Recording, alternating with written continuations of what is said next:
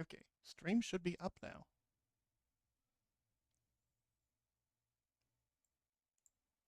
It is. We are live. Yeah. Okay.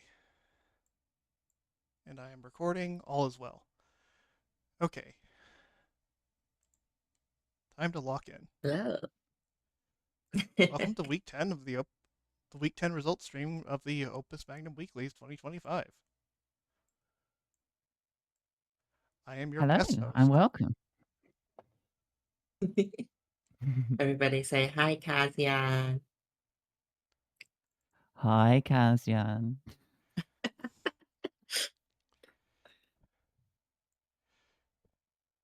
What will we be learning about in your class today, Alchemist Cat? Okay, well, we'll be learning about one of the many things that can go wrong when you use the glyph of animismus. Yeah.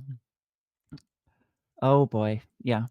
So so I guess I can take that as a prompt to maybe just briefly introduce a puzzle if for people who've not read the accompanying story. The idea is that long ago in the maybe more of the heydays of House Van Tassen, a an attempt to sort of enter the drink and snacks market went terribly amiss.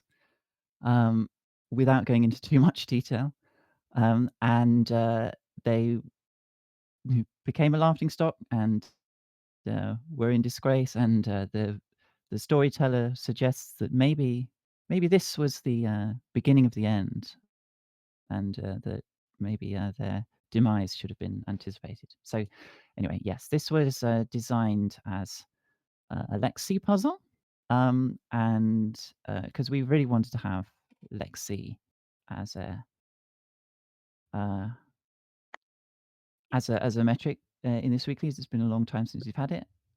Oh dear. Okay. People are saying there's some stream boo boo. What's wrong?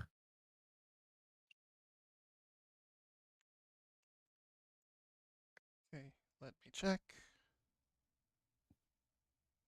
I mean, the stream seems to be going on my end. Yeah, yeah. I refresh it. It seems fine. So okay. Okay. Yeah. Sorry. So what was I saying? Yeah. So this was designed as a Lexi puzzle because we haven't had Lexi for a long time. It's a metric that people seem to like quite a lot. We like it a lot. We wanted to have it. We shall see how successful it was as a Lexi puzzle. It's a metric that it turns out it's quite hard to design puzzles for. And the second metric was area with a secondary of instructions, which has traditionally been seen as a quite difficult combination. But I think people seem to enjoy that one quite a bit as well. So yeah. Anyway, that's the sort of introduction, throat clearing, and okay, I'll let our guest host take it away then. Okay. I believe all the mediocre streamers say let's get right into it, so let's get right into it. Damn. I am talking about myself. Okay.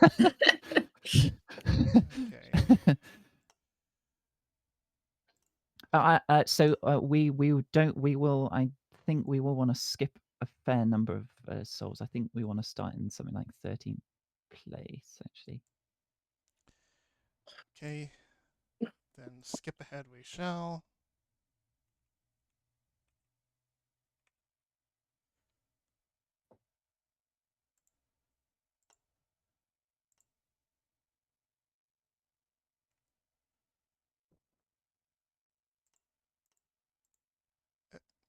Well, that's a crash.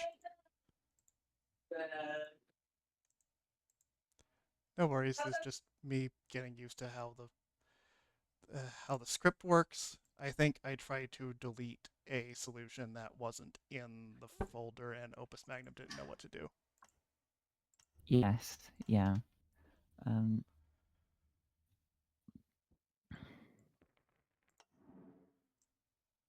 don't worry, happens. Okay.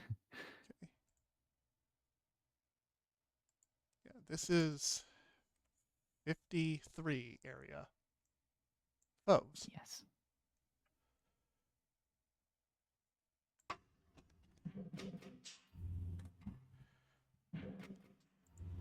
This actually looks like a So Lex C submission. We're trying to do area here. I think we're going to skip to 12. no, this is. Oh, I see. This is labeled AIG in the notes, so that's why I said. But yeah, Huh. it does rather look like a Lexi solve. Okay. Um, I apologize for not believing you, Foves. It just has that vibe. yeah. Well, yes. I mean, it regardless, I think that this strikes me as a solving the puzzle solve rather than one that's been optimized specifically for anything. So this is a sort of I mean, it's a good illustration of all of the different things that you might have to do to build this product. And it's sort of demonstrating one of the key problems that you've got to sort of solve in that the input molecule has got 3 atoms, but the output molecule has the equivalent of 5 atoms in it. Well, I mean, it obviously it has 5 atoms, but it also takes 5 atoms to make it. Um, and that's not wholly divisible by the number of input atoms. So you have got to do something with that excess stuff, either recycle it somehow or throw it away or keep it around and just sort of shuffle it around the board. And Pose does the simplest and easiest thing, and the thing that we all, I think, like to do most of all, which is just chuck it in the bin. The glyph of disposal is a great glyph. Yeah, one of the top, I think, top 3 glyphs for me, for sure. Yeah. It can get rid of so many problems for you, and all it takes is 7 hexes. It doesn't even cost anything. Yeah. I mean, what is 7 hexes between good friends? Right. Okay, I am going to turn down the game audio before we move on to the next solution. Uh, I don't know if it's loud for those listening to the stream, but I can barely hear myself think. Comes with using a headset. Mm. Um, some people are saying that my audio is kind of choppy. That will be a Discord internet thing. I'm afraid there's not much that we can really do about that. Let us know if it gets too bad, and we'll try and find a way to mitigate it.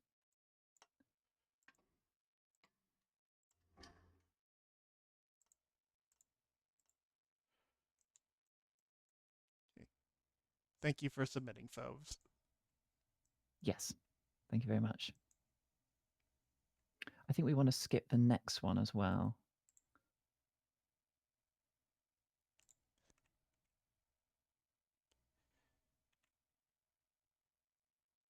Okay. So the next one here, Greenfield. With a with more of a focused area design built for area from the ground up. I suspect Fove's design was what a lot of submitters do. They design for one metric and then alter that design to better fit a second one. This one is purely area brained. Yes, and in fact, it is yeah, this is minimum area using glyph of disposal, I believe. Because yeah, you've just got a debonder, animismus, bonder, output, disposal, and minimum track to get access on animismus, and that gets you 25. So yeah, Right. this is the easy min area. Right. um, In the notes, Greenfield writes, rearranging the distilled water reagent, glyph of unbonding, and glyph of animismus, I don't need to worry about blocking the input. This genius idea saves one instruction. That is a good principle of area. Stuff is crammed really close together when you don't have a lot of space. That's kind of what not having a lot of space is, but there's still room to explore layouts for convenience's sake. yeah, and when if you're not dealing with any conditional logic, and so your tape loop just solves every product exactly the same. Um, so optimizing for instructions is exactly the same as just optimizing for cycles, which means that you're really trying to just make the layout as conducive as possible to um, picking up stuff and doing what you need to do with it immediately without any shuffling or unnecessary handling. Minimizing grams, having a well-defined logical flow of material through what limited space you've got. And I mean, yeah, this this is the least instruction efficient sort of area conscious solve that we've seen, but we can definitely, I think, see some very good uh, area principles here on display from Greenfield. So Yeah. yeah, very nice. The assembly of the output really exemplifies that. You can like do pivots and swings and stuff, and it's just fine because around the bonder is a halo of hexes that you were going to use anyway. This is the kind of thing you want to do in for example, um, other area puzzles where disposal is forced or optimal. If disposal is going to give you 7 hexes, you should put those 7 hexes in a place where they help you rather than just being the stuff you need to go through to get to disposal. Yeah, And yeah, Greenfield does exactly. that. Yeah, in fact, I can only really see one. I would say one. I, mean, I don't want to call it a mistake, but one thing that Greenfield could do to improve this solve is that there is when the Moors is grabbed off of Animismus, as it will be, I think now, or well, sorry, it's a kind of extreme delay that's not going to be the right time. But when it picks up Moors, it moves it off Animismus, and then it lets go, and then it continues building the product, and then it picks the Moors back up again. Um, I suspect that instructions could be saved by just not picking up the Moors until the rest of the product is ready, and you only have to then bond it and output, and that could possibly say I'm not seeing any reason why you couldn't do that, but that's a very minor quibble. Otherwise, this is yes, very good clean solve from Greenfield. Well done. Yeah. Even with the missed opportunity, this is as if I'm interpreting the solution list right, this is uh, this is AC for looping solutions so far. Yes, yes. So unless somebody proves better, this is the best. However, there are other approaches. Yes. So 7 hexes for disposal between friends does not mean much, but for like university work or or something for a great house, maybe you want to do a little better. Yeah. In the alchemy world, few people are friends. So for number 10, we have NB Ventus. Good to see you in the top 10. Yeah, well done. Oh, 18 area. Wow. Okay. Yeah. So So yeah. we drop straight to 18 area here. This is min. It's not going any lower. It's pretty easy to see why this is min. You need to debonder because you need to pluck the salt atoms off to put them in animismus. You need animismus because there's vitae and mors in the output, and you need a bonder because you need to bond the vitae and mors to the output. Uh, And then you need track because you need the access on animismus. right. Or So two arms. You need either two arms or one arm on two track if it's a correct. piston. Add it all together, you get 18 area. Can't go any lower. Let's see Yeah. how NB Ventus does it.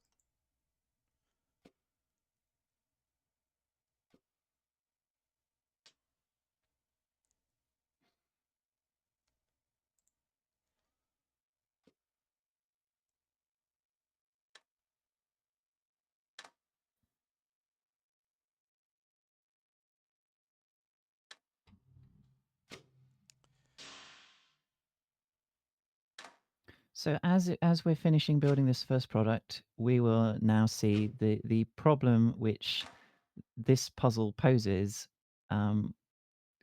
which is that we now have permanent waste on the board. Not well. It's less permanent in Ambivence's case because the salt atoms are sort of fungible. They can be exchanged for one another, and so the waste just gets used to fuel to be used for the next animismus.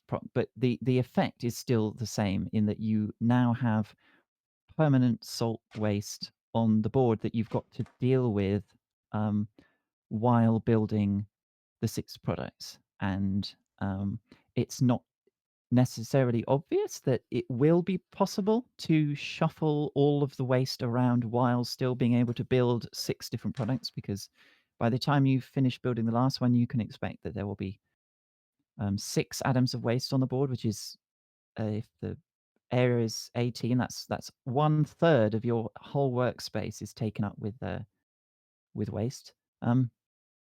Which in the history of area instructions with permanent waste, that's perhaps not the worst, not the most challenging thing that we've seen, but I think it's still it can still be a bit of a daunting prospect if you're not familiar with how this sort of thing works. But Yeah. So the and the strategy vendor seems to for be when you have hmm? So no, please, the please. strategy for when you have all the waste, it looks unclear because you are using all of this stuff. Where are you going to put the waste? The thing is, you are not using all of the stuff at the same time. All those salt atoms parked on the glyph of Animismus are fine because Enviventus is not using the glyph of Animismus yet. When Yeah, Enviventus absolutely. needs to use it, they will be moved somewhere they're not being used, likely the output glyph, because you don't need to use that until you're outputting. Yeah. And the area with permanent waste is a little bit like those is it Klotsky puzzles? Those like car parking puzzles where um you're moving things around in a restricted space, and you've got to use the holes or the space that is free um cleverly to maneuver things around one another. Um so yeah, I quite like this style of puzzle because it makes Opus Magnum feel like a completely different sort of puzzle game from what it normally is, which I think is pretty fun. Opus Magnum is 10 different puzzle games in one alchemy themed trench coat. It's great. That's such a good way of putting it. Yeah.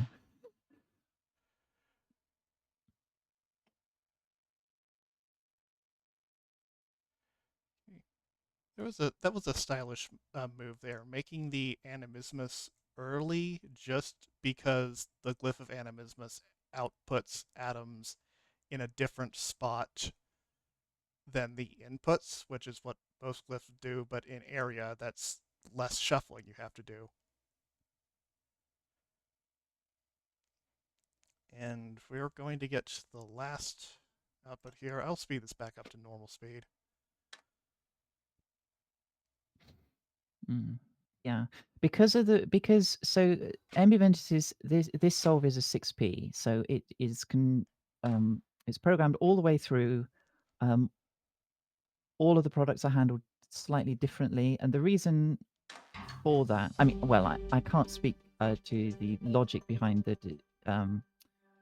the decision that Ambiventus made, but the reason that you can that this would be maybe tricky to just convert conditionally, other than any of the other problems that you come across, is that it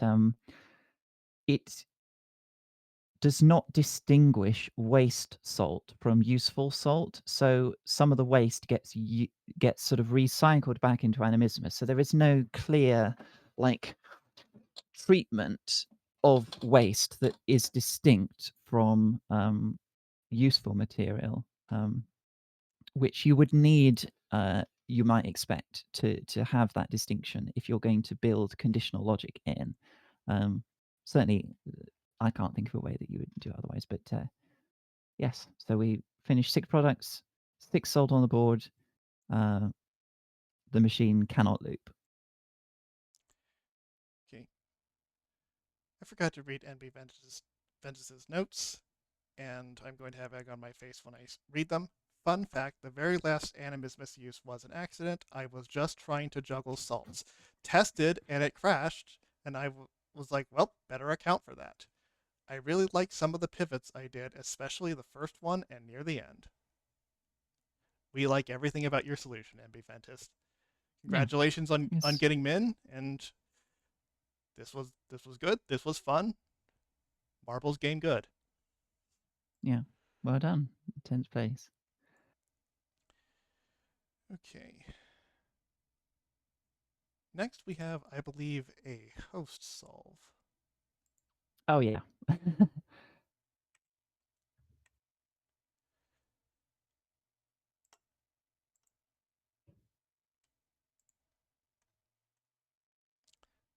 There are no notes. No. So this it will become very obvious, I think, that this was not in the least bit designed to be an area instruction solve. This solve is literally the puzzle was designed for Lexi.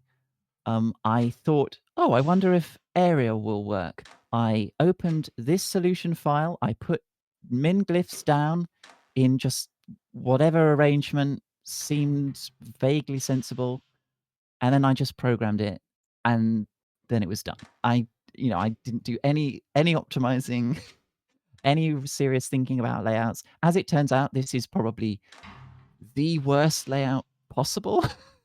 I think it will become more obvious maybe at the end, but I just this layout truly, well and truly stinks. But I wanted to at least demonstrate. I tested this puzzle, the minimum required amount.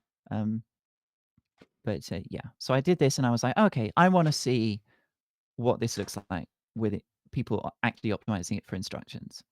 Okay. I think that the chat display isn't working. I apologize for that. I don't know how to fix that. No, it seems to be working fine. Ah, okay. That's good.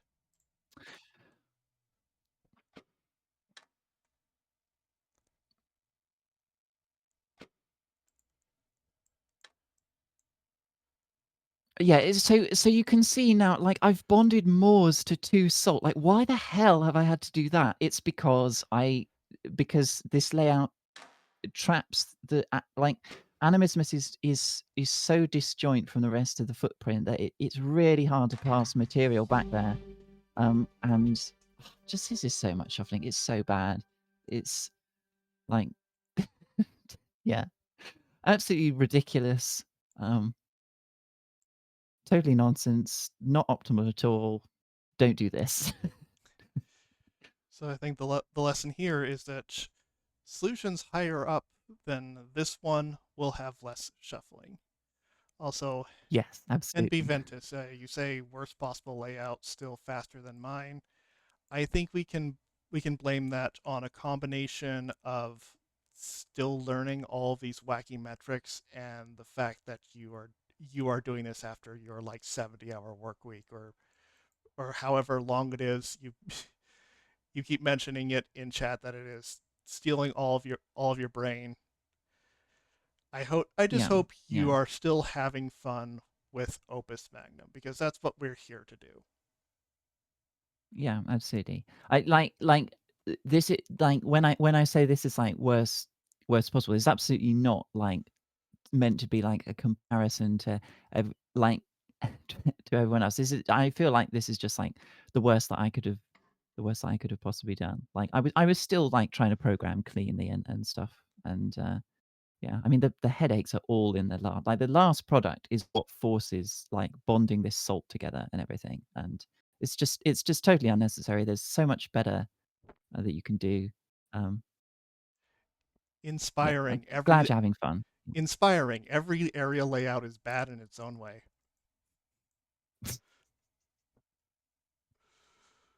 All right, let's see how the good people did it. All right. Number 9, Sock Boy.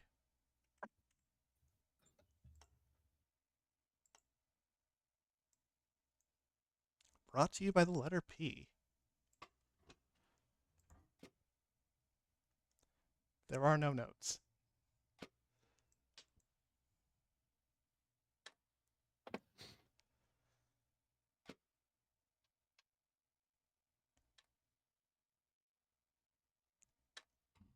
Okay, so the instruction count indicates to me this is still a 6p solve, but very significant. It's even with that in mind, it's still like 200 odd instructions better than the previous one.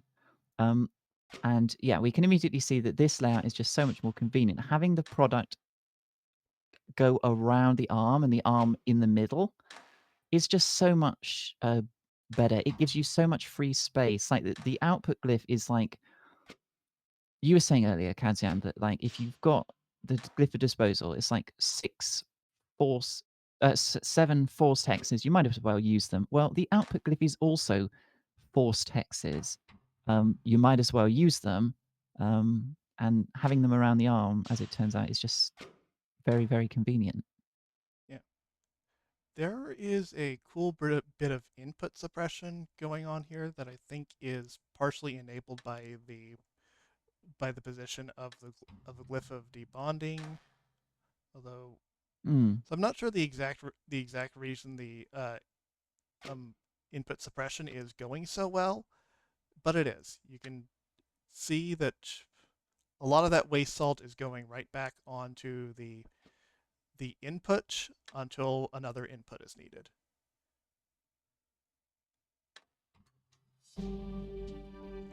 Yeah, and Sockboy is like, even though it's 6p, Sockboy is cleverly minimizing the amount of salt handling that he needs to do by bonding the waste together so that one grab can uh, deal with multiple salts at once sometimes. Yeah, I'm intrigued by. So I would like to analyze how this glyph of debonding choice works further. However, I have a lot of solutions to get through. So Yeah. I'm just going to say thank you, Sockboy. This is a good choice. This is also a good choice. Well done. Yeah. Very cool. Now, in eighth place, Avenged Ruler and Skyhawk.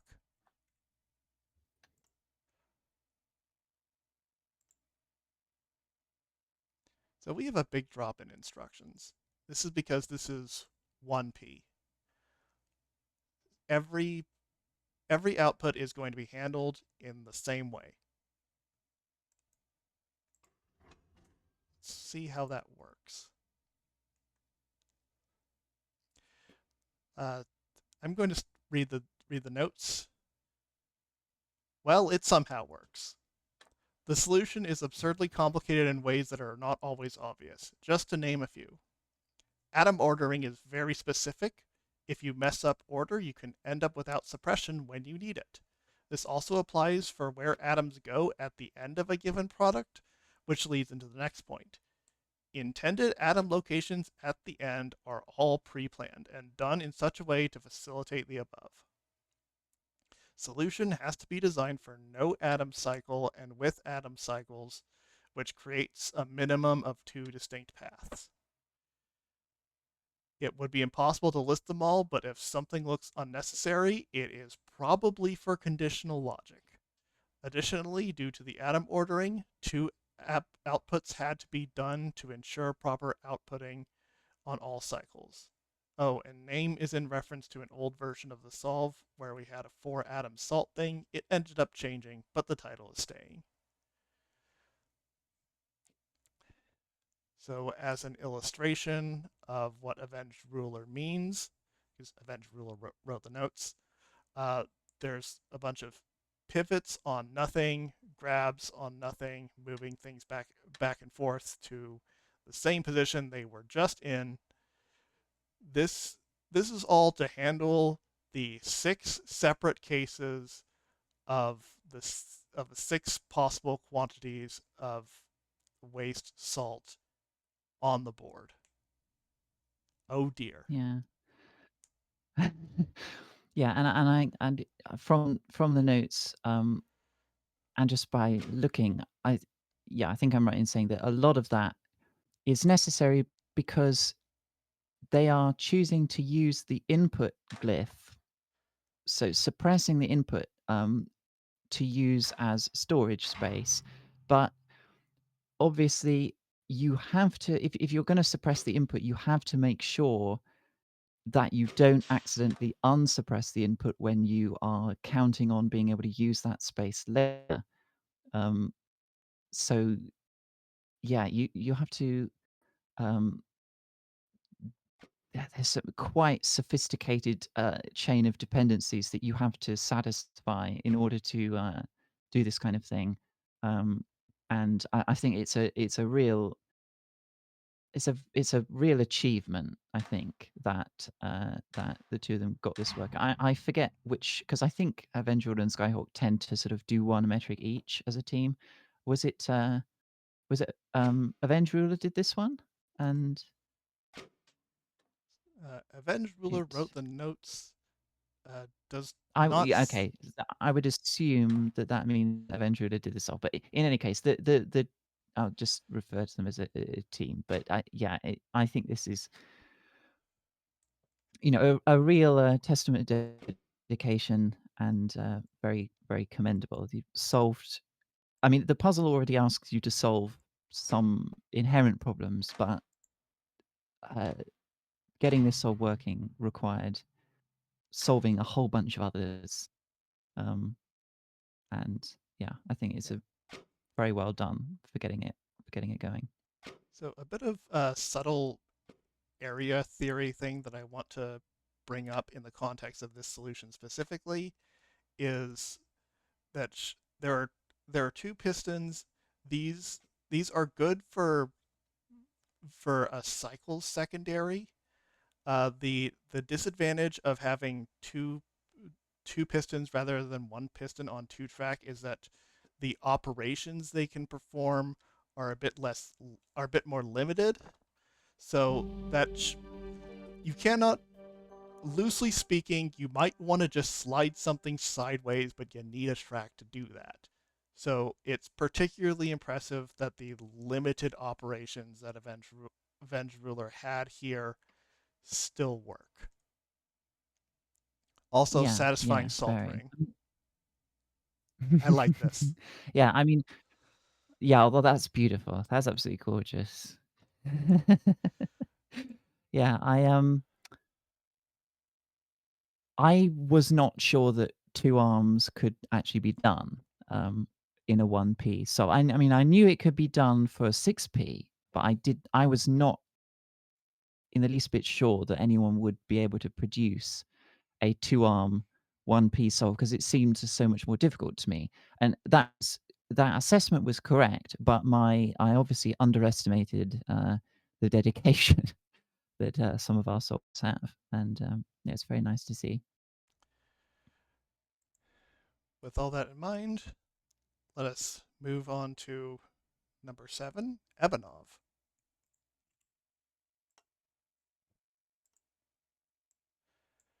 The title says, I didn't really study Soothing Salve.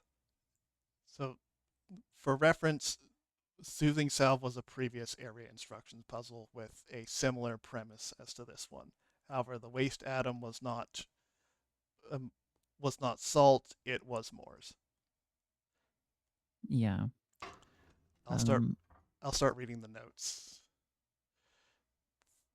Things I like about this layout. Assembly does suppression, which means that waste only moves between output and anime. Full access. Moving elbow isn't too hard, and elbow is simpler to conditional than 2 sticks. Things I don't like about this layout. Many steps and area used to debond input. A couple movements need handing off and moving on track. I ended up needing some shuffling after debonding input.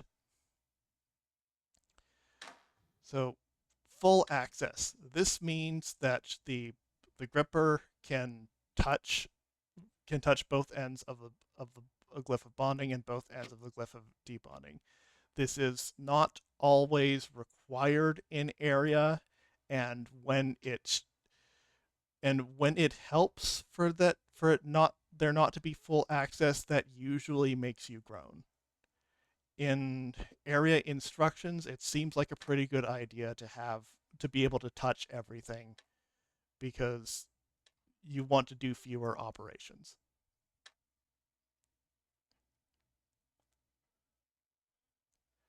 yeah, absolutely, and as the notes say, um, this gets the extra area, of it takes advantage of input suppression in a way that it does not rely on there being, um, salt waste, um, which means that Ebenov does not have to deal with basically any of the headaches that, Ventral and Skyhawk were having to, in making sure that the, input glyph is not accidentally unsuppressed when moving the salt waste around. Um, oh, and yes, now we're seeing the waste is being bonded together. I assume it will be bonded in 2 elbows. Um, The lack of headaches really pays off. This is a huge drop in instructions. yes, yeah, but yeah, better part of 200.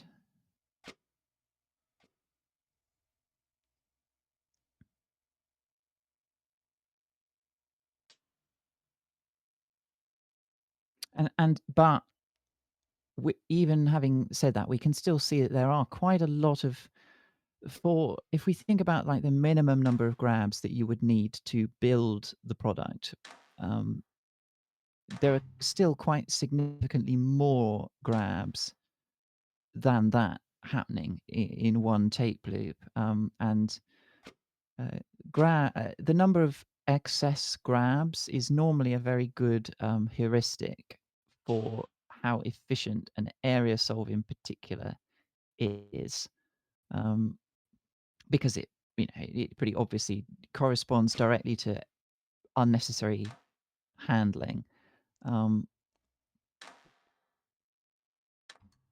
Yes. So from here, um, how to minimize the amount of shuffling, how to arrange things around the arm to make every grab achieve as much as possible before the uh, release happens. That will be the really critical thing in getting the instruction count lower.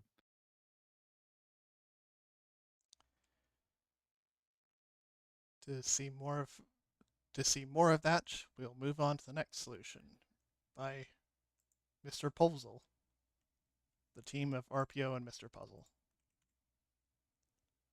That's another pretty significant instruction drop, actually. Yep. It seems like that will 200 flat. seems like this might do what you speculated on, Gooey. No way to tell but to watch it. What was that? What did I speculate? Uh, Handling the atoms less to save instructions. Oh yeah, yes, right, yes. Sorry, that was less a speculation and more just kind of a. I'm Okay. not sure what you'd call it. Yeah. Ah, yes. Okay. So this is taking advantage of a feature of the output, which I'm not. You listeners will have to excuse me if this has actually shown up before, but this is actually not debonding the whole input molecule when building the product. So that is one very easy way of making sure you pick up fewer atoms is using the debonder less, so that there are fewer molecules or single atoms that need to be handled Yeah. And when building the product. so Mr. Puzzle is a some-brained player, so I am not surprised that immediately spotting things like I should use the debonder less because if I don't because using the debonder a whole lot means time, and sure enough, that has happened. According to Mr. Puzzle's notes, some of this intuition might not have even been conscious choice. It simply says, "Simple ghost atom solve. Try to minimize regrabs, and the bonded molecule was convenient for that."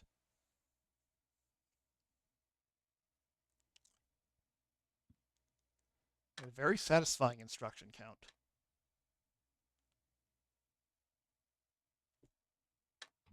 Yeah. And also we can see that having the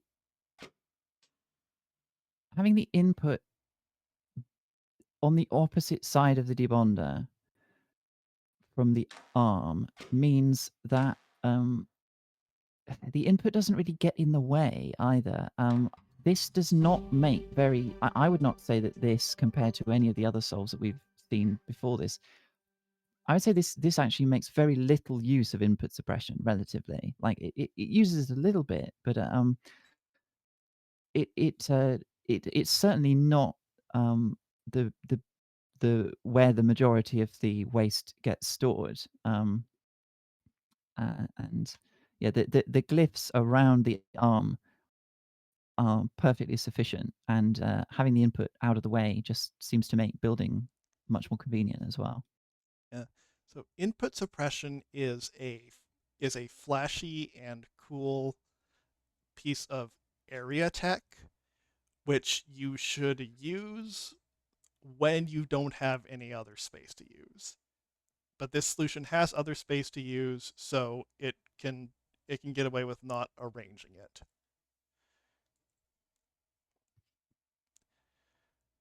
If for further improvements, we'll move on to the next solution by Spec 98.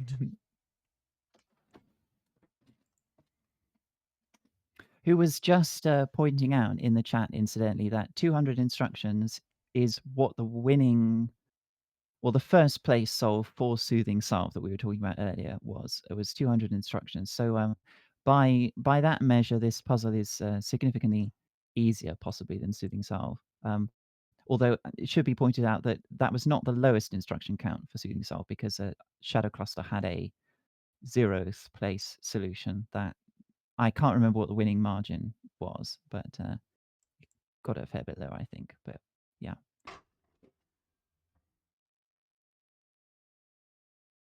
Oh, that's our first modest, fairly modest instruction drop. See? Only 6.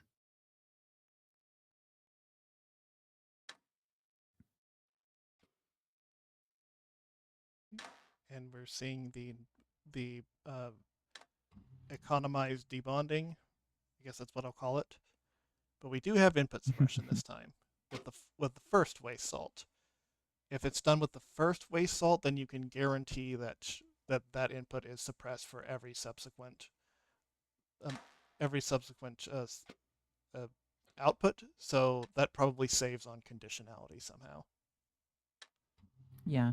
I mean, I didn't see any other, besides that one salt that gets put there, I didn't see any other drops over the input. So I don't think it gets used for anything else other than that one salt. So it's I wouldn't say it's actually using any more input suppression than Mr. Piozzel's solve, really. Oh, cool. Area is such a counterintuitive metric. Yeah, I love it. I will read the notes. Simple 1P, basically the same waste sticks idea as I used for Soothing Salve. Extra fiddling required because you don't want to store 2 salts on the animismus glyph inputs, and an extra conditional for the first input because I wanted to use a guaranteed salt waste in the animismus of the next output. I would have liked a 2-arm layout, but couldn't find one in my short search. I don't expect much in terms of placement, but this was fun to program, so that's already a win for me. Smiley face. If you had fun, you won.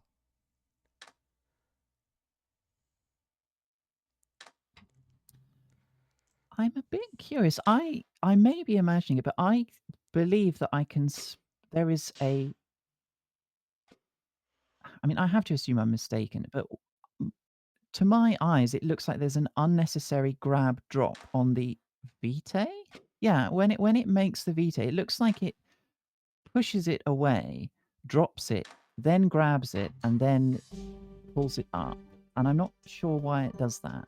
It may be that I am just not looking carefully enough, and it may just be that's what the motion of the arm makes it look like is happening. But that looks like two instructions that don't need to be there. Right here. Yeah, so I.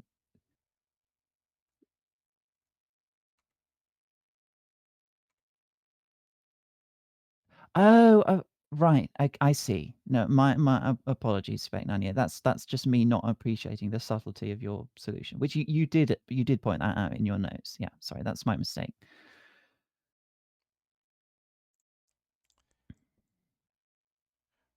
We are in deep area instructions territory here, where it is hard to tell if something is an OM clone oversight or a really tricky conditional. Yeah. Yeah. I know I'm the one hosting, but I'm not going to pretend I fully understand what people have cooked. Thank you, Spec98. So we will move on to number 4 by Goodbye Galaxy, who these days normally only submits for some. So this is Yeah, interesting. I was quite surprised. I was pleasantly surprised to see Goodbye Galaxy's name in the submission list.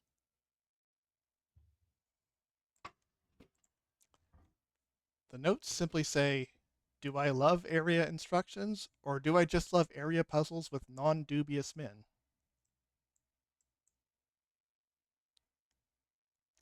I can't answer that for you, but you did get fourth place.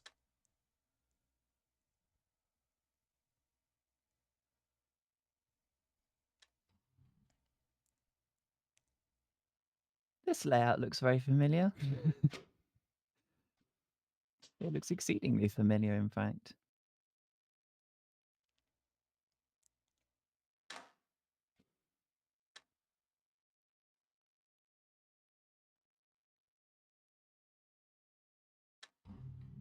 I think But Mr. no, Posel I had think I this, but it was flipped, and Krytelli was here no, instead. yes. Oh, of course. I beg forgiveness of the Critelli hex, the most vital glyph of all.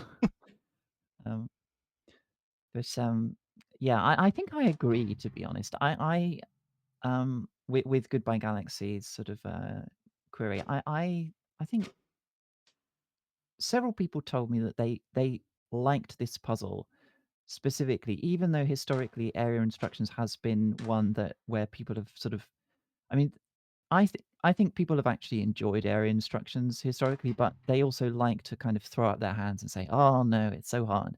Um, there wasn't any of that with this puzzle. I had multiple people tell me they liked area instructions for this puzzle, and I think it is just because it's pretty obvious what min is and that it should be possible to get it to work with waist shuffling, and the waist shuffling isn't. I mean, it's not that bad. So I think this makes for a very approachable um, first uh, first puzzle to try if you've not done area instructions before. And I think that has been borne out in the fact that we've had some less experienced players giving this metric a shot and doing very well. Yeah. Um,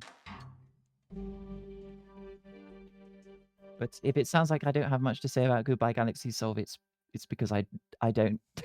I mean, it's 20. It's like just under 20 instructions better than the previous one, but we can attribute that mostly just to better choices in order of operations and stuff. Um, Yeah, the layout was good, but how about we just, do it better? hmm. Uh, okay. So this was pretty good. Let's see. We have three more solutions to get through. Let's see if there are any further improvements on this that is already pretty smart. Next one is by the team Genie Jambot 69. The title. We got there.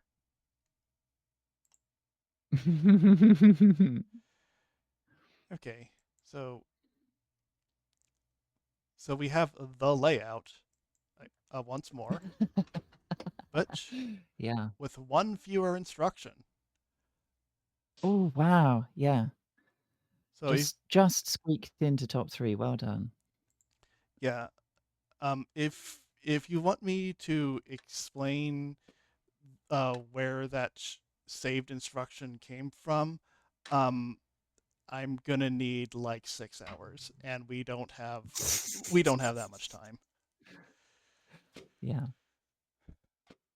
How about I just read the Um, notes? Usually the notes help. This layout was sounds good to me. one of the first I tried, and the only one I could find that made some sort of sense. The output hugging the track makes it easy to access to place waste, and this combined with putting the bonder next to the track simplifies the assembly and output. From there, it was just a problem of minimizing instructions. I experimented with a half P approach, but the number of conditionals combined with waste management made it impractical. So this is 1P, and it assumes all the waste is there every loop, with one exception. While building product 5 completely serendipitously, the waste procs animismus, enabling extra instruction savings. This was 180i for the longest time.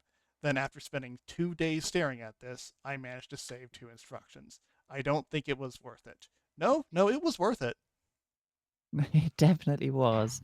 Um, but yeah, to sort of further, yeah, to further evidence that we are not probably going to be able to identify where that saved instruction was. If it took 2 days to save 2 instructions, spotting where the save was might I mean, it may not take 2 days, but it will take an awful lot of staring. I'm quite certain of that. But, no, I think the majority of this was, CrazyBot, 27's work, I think, and he did quite a few submissions getting this down. I can't remember what it started at, but yeah, in the sort of the last round of improvements took quite some time and saved those vital 2 instructions that took this into the top 3. So Yep. worth the effort, I think.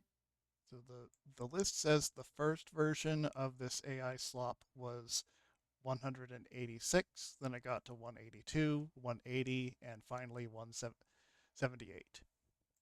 And just to illustrate that serendipitous firing, on all previous solutions, the waste has been 6 salt because that's what the waste is. Here, it's 4 salt and a Vitae and Morse pair that were created, but they were created at the end, so it's fine. Yeah. So, congratulations on your top 3 placement. Let's see what number 2 is by Cuckoo 52.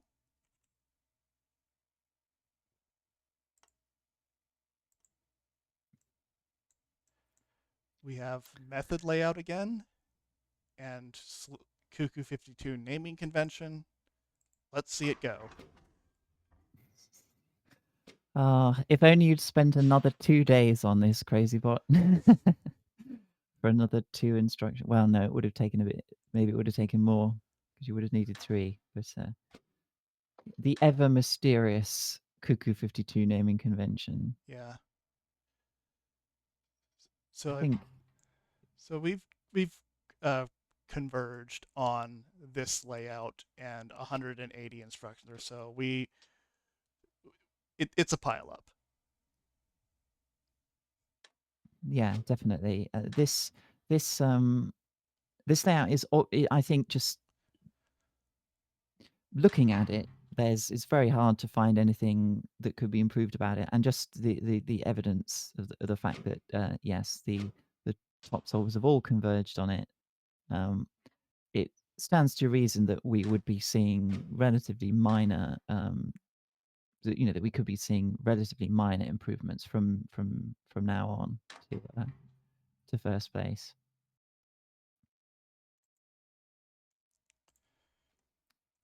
Okay. As is typical, there are no notes for Cuckoo 52. So Cuckoo 52 has a pretty unique way of thinking about the game, and for a unique metric like area instructions, that is what you need. Yes, although I, yeah, this metric puts you in enough of a straitjacket, um, in terms of what it limits you to, that even someone as unique as Cuckoo 52, I think, will naturally end up producing a solve that looks, for the most part, very, very similar to a lot of the other top ones. But It's a I'm not. Yes, I'm not surprised that he has done well here. I yeah. think it definitely is in his wheelhouse. It it's a straitjacket, but you need someone a little bit crazy to get out of the straitjacket. That was what a serendipitous metaphor that was. Some bold claims in the chat. We've got MB Ventus. Well, we've got Jamu saying that the first place will be 150 instructions, and MB Ventus, I think, trying to go by Jeopardy rules and saying that first place will be 1 instruction. Seems a little bit unreasonable, but what do I know? Well, how But no, about I agree, RP. Very, very clean.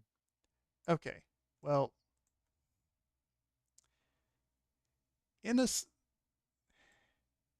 in a sense, the 150 instruction prediction is right. In the other sense, in another sense, the one instruction prediction is right because depending on how you look at it, the answer is either 158 or 4.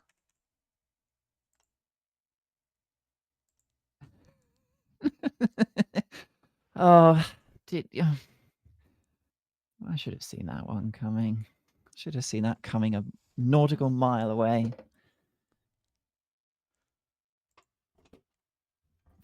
So here we have 4's A, 4A. One of the more disgusting puns I've seen. Nancy Beadrew lower themselves too. You're welcome. The notes say getting 1p at 18 area is really fun but not hard. So the question is how to choose a layout for low period. Minimizing regrabs is essential. This layout only grabs each waste atom twice per period, the minimum possible, and as few regrabs of the working material. So it is hard for me to imagine a layout that goes much lower. But it is also the only layout I tried, so there are probably better. I can't tell if last week's title pun was too subtle or if people were politely ignoring it in hopes the puns would go away. I assure you the latter strategy will not work. Yeah, but I I was very I was very very glad that to read Four's notes because they put this puzzle in I think the best and simplest possible terms in as regards like how one wants to think about this when minimizing instructions, and it sort of identifies that um yeah the two two grabs on each waste atom is the minimum necessary because you need to they need to be stored in two different locations. One of them is used when you're pulling stuff off of the input and procking animismus. So you need animismus to be uh, free at some point during the take loop so that you can proc it. And so the salt can't be there.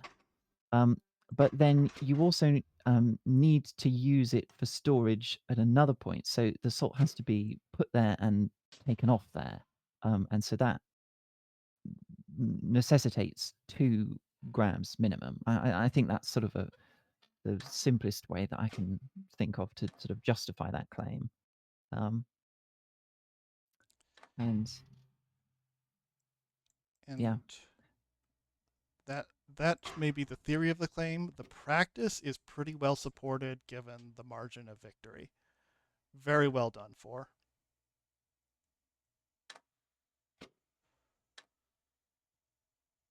yeah, I think this Weeklies sort of series in particular has demonstrated, Four has demonstrated some really quite um, some very impressive area and instructions related solves. Like cost, it was I think week 3. Four had an extraordinary cost instructions solve for thermite tape, which I think also beat everyone else by a very significant margin. So And Am Arms. Am Arms was super impressive. yeah, yeah. So yeah, a quite quite scary a name to watch out for if those metrics feature prominently in a future tournament, perhaps. I have no idea.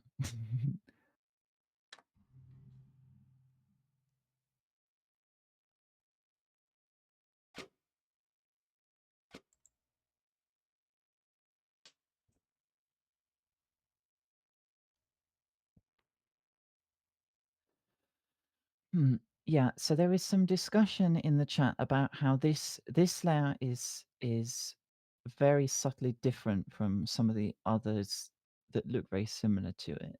Uh,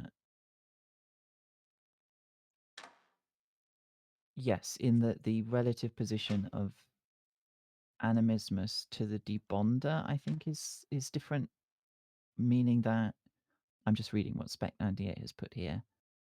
Hmm. Um, yeah, it eliminates some waste shuffling in order to get animismus to work, which other souls have had forced on them by a very subtly different choice in layout. Um,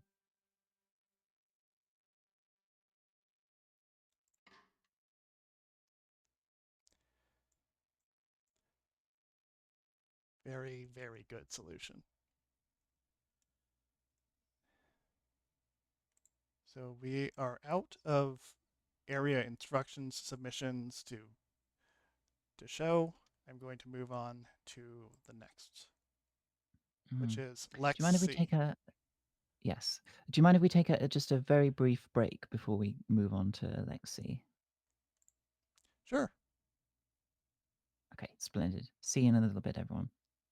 Okie doke.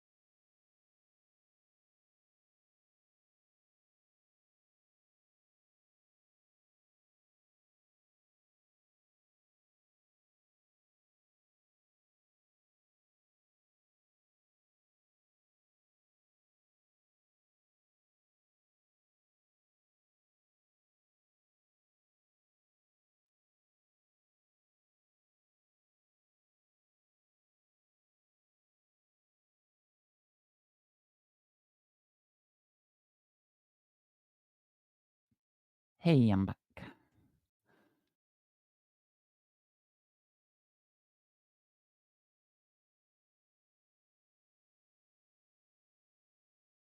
But I'm all alone.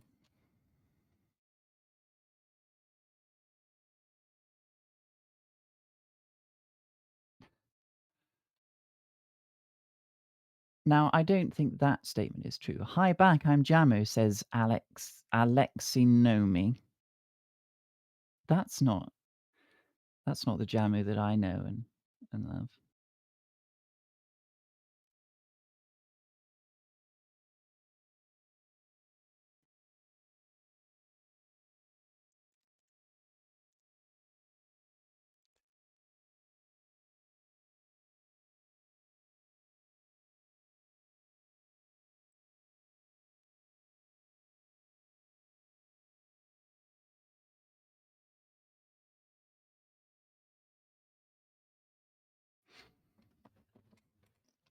Alrighty.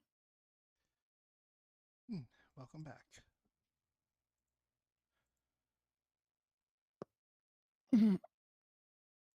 Thank you. All right. So let's see. I said a little bit before we started looking at souls that Lexi was, in a sense, the metric that this puzzle was designed for. So now we're going to see how successful that design was. Uh, w- uh, well, I guess I should actually say a little bit about what I mean when I say it was designed for it. So really, this is a puzzle which, to look at it from a cycles point of view, you would say is a cycles brain person looks at a puzzle like this and says, ah, okay, pre-building, because you have a high latency process involved in the construction, which is the glyph of animismus. Glyph of animismus, high latency, no no real way of getting around that. Um, Other than if you're trying to go fast as possible, you use that latency to pre-build stuff. LexC does not allow you to do that because in a LexC solve, you are trying to get stuff, every product made as fast as it physically can be made individually. And so, yes, that is, this puzzle was designed so that it would, in a cycle situation, be a pre-building puzzle, but outside of that, it would force you to solve some different problems. So Okay, let's. we all good to go? Yes, we are good to go. Splendid. We are starting at number 15 with Greenfield. There are no notes.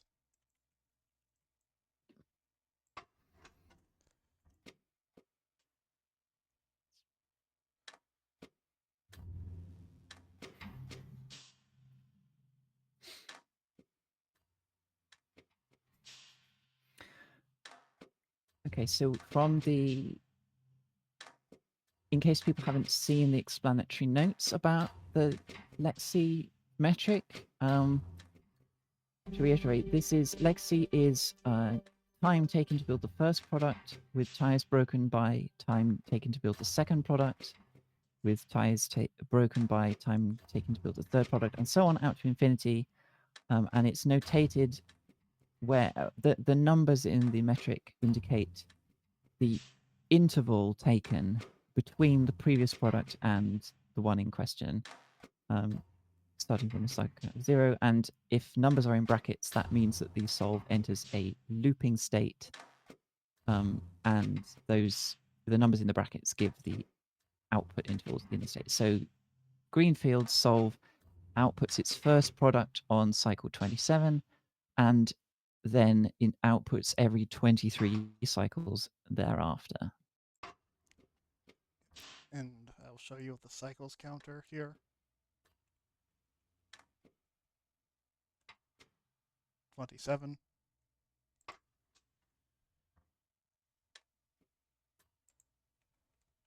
Yeah. and 50. 50 is 27 plus 23, and you'll continue to get intervals of 23. So Greenfield understands one of the principles of Lex C, which is just to get the atoms onto the glyphs where they need to do their transmutation as fast as possible. So see, arm one is both allowing a debonding, but then also escorts the salt here. So these Vitae and Mors will then be turned into the product. Yeah. So definitely some good basic principles on display here. One, so I talked a little bit about the differences between cycles and LexC, but one of the things which is almost always the case is that in both metrics you want to be pulling material for the most part as often as you can, which is something that this solve does not do. So we could be pulling material off the input every 2 cycles at most, but this solve has a fair interval of time between grabbing inputs, and I think to me it looks like that is a decision that's taken mostly just to simplify the material handling. This solve has quite a small number of arms, and is it's trying to build in a clean and as sort of logical a way as possible, without worrying too much about like squeezing every last bit of speed out, which is perfectly understandable design philosophy. That being said, you do want to get atoms onto the board as fast as possible, but that may only matter for the first few outputs if like if you end up blocking your seventh input draw, but it means your second output can go faster. This is Lex C. You do that in Lex C. Yeah, yeah. Decisions which in cycles would be just shooting yourself in the foot may in Lexi actually be directly advantageous. It's just a quirk of the earlier products in some sense have more priority over later ones. Um, and so if you can delay a later one in order to make uh, an earlier product sooner, then you've got to do it. Let's see if further solutions can figure out how to do that. We'll move on to 14 with Cuckoo 52.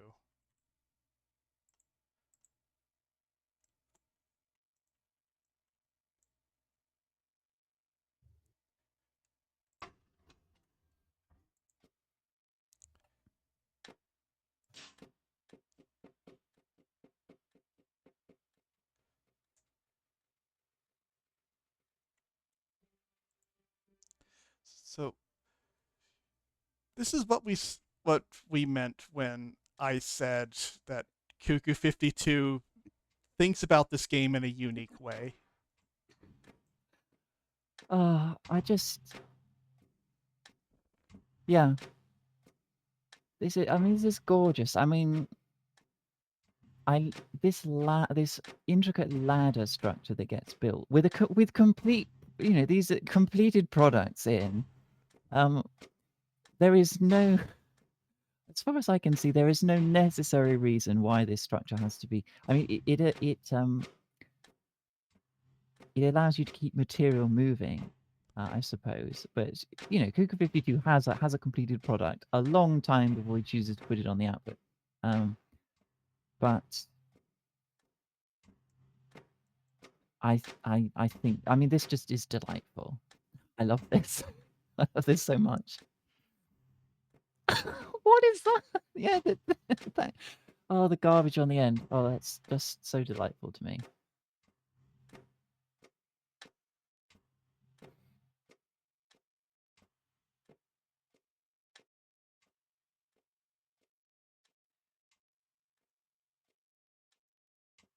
But this is starting to resemble a bit more of what we might expect Alexi to do, which is yeah, it's pulling material off the input every 2 cycles.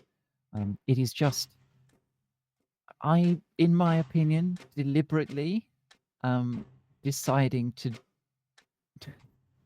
lark about a little bit um, in between making the product and submitting it, which you know, hats off to you, Google 52. This is the kind of thing. As ever. This is the kind of thing we do the weeklies for. Yeah. So let's see what we can do higher up on the leaderboard. Next is NB Ventus.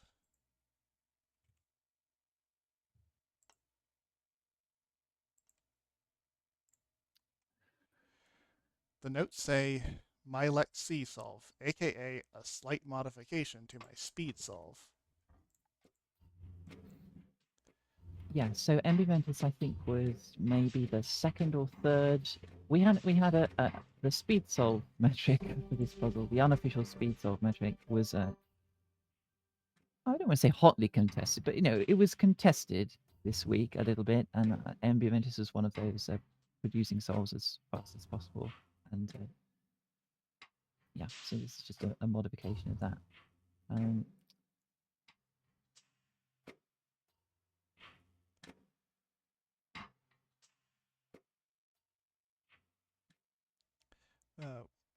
We may see this motif here a lot.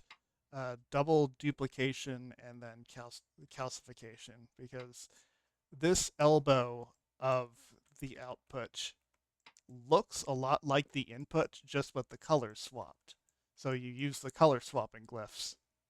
You don't have to do bonding and debonding, so you can use fewer arms, so you have more space to do stuff. Mm.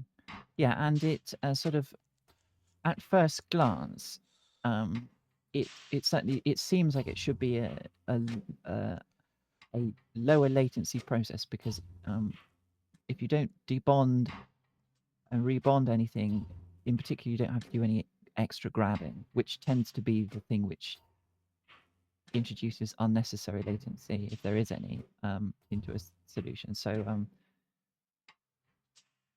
yeah, I mean, it's a bit similar, honestly, to the principle that we were talking about in the area solves of like not fully debonding the input, and here we have the extreme case of that where an input is used in its entirety without debonding it at all.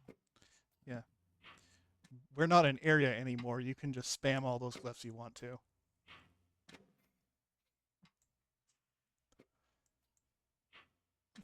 So, We're not an area anymore. yeah.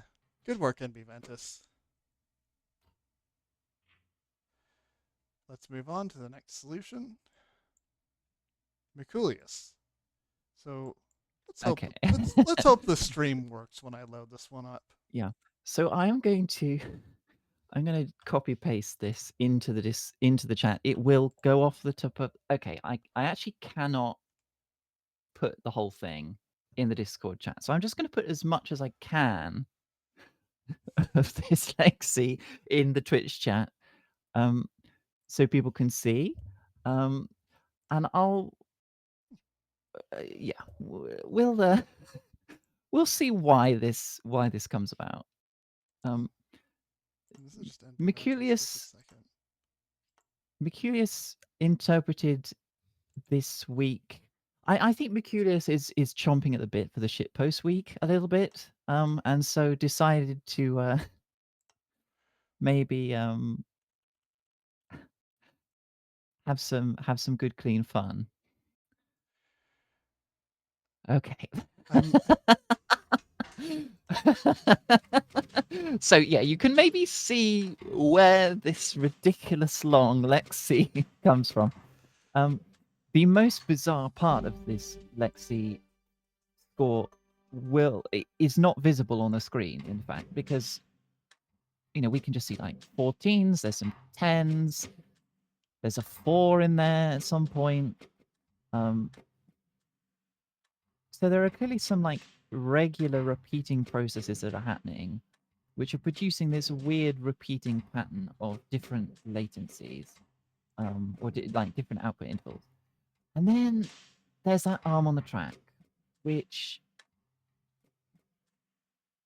is so far doing nothing. But I think we can all agree it has a lot of malicious intent. We put it that way. Oh no, here it comes.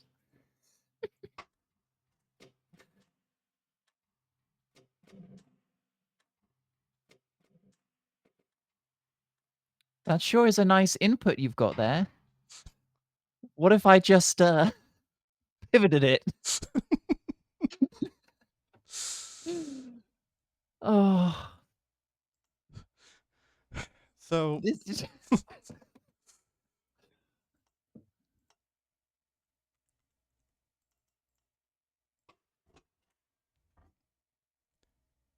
doesn't put it back. It just pivots it again.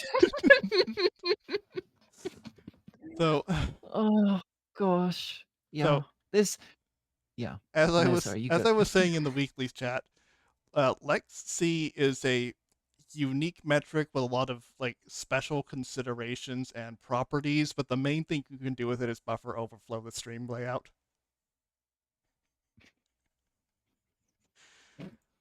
Yeah, so the thing which you cannot see in this Lexi pattern on the screen right now is that at some point Mercurius uses this track loop to insert gaps of around 4,000 cycles at very odd places. Um,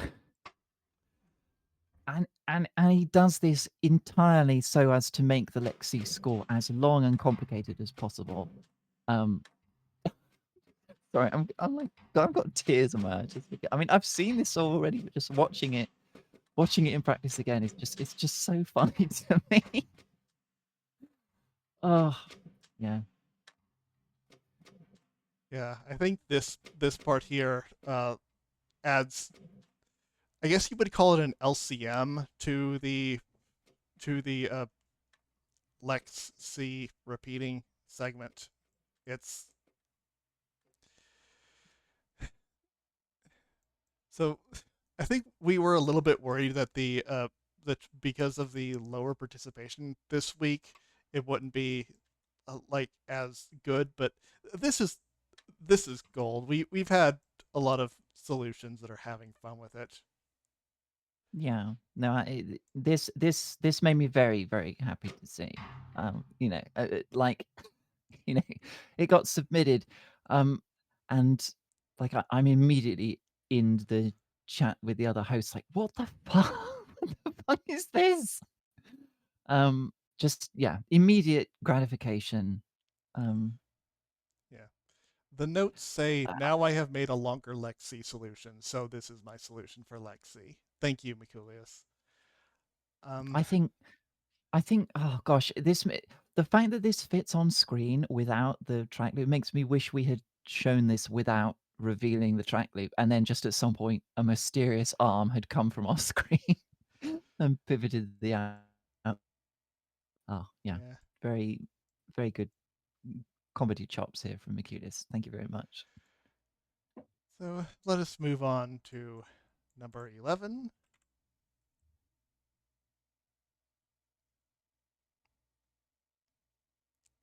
Hold on, my scripts are a little bit wonky right now.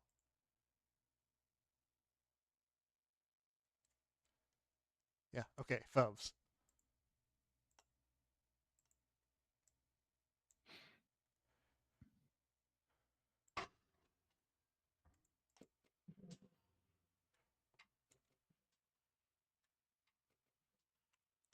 So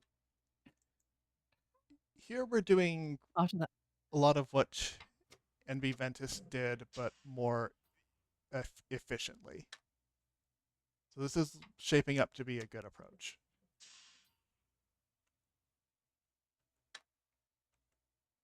yeah. So we have some more. Um, we have some tighter geometry, but also some cleaner geometry, and some dedicated machinery to. I think here is the animismus feeding that is noticeably faster than Ambiventus's sort of, which otherwise had a very similar feeling process. Mm-hmm. But yeah, same recoloring principle on every other input. Um, yeah, so we've got a clear division. Like one in the odd numbered inputs go to animismus, the even numbered inputs go and participate in the product, and you're left with one wastewater which gets thrown away. Very clean, very self-explanatory. Um, very nice. Thank you for submitting, Phobes.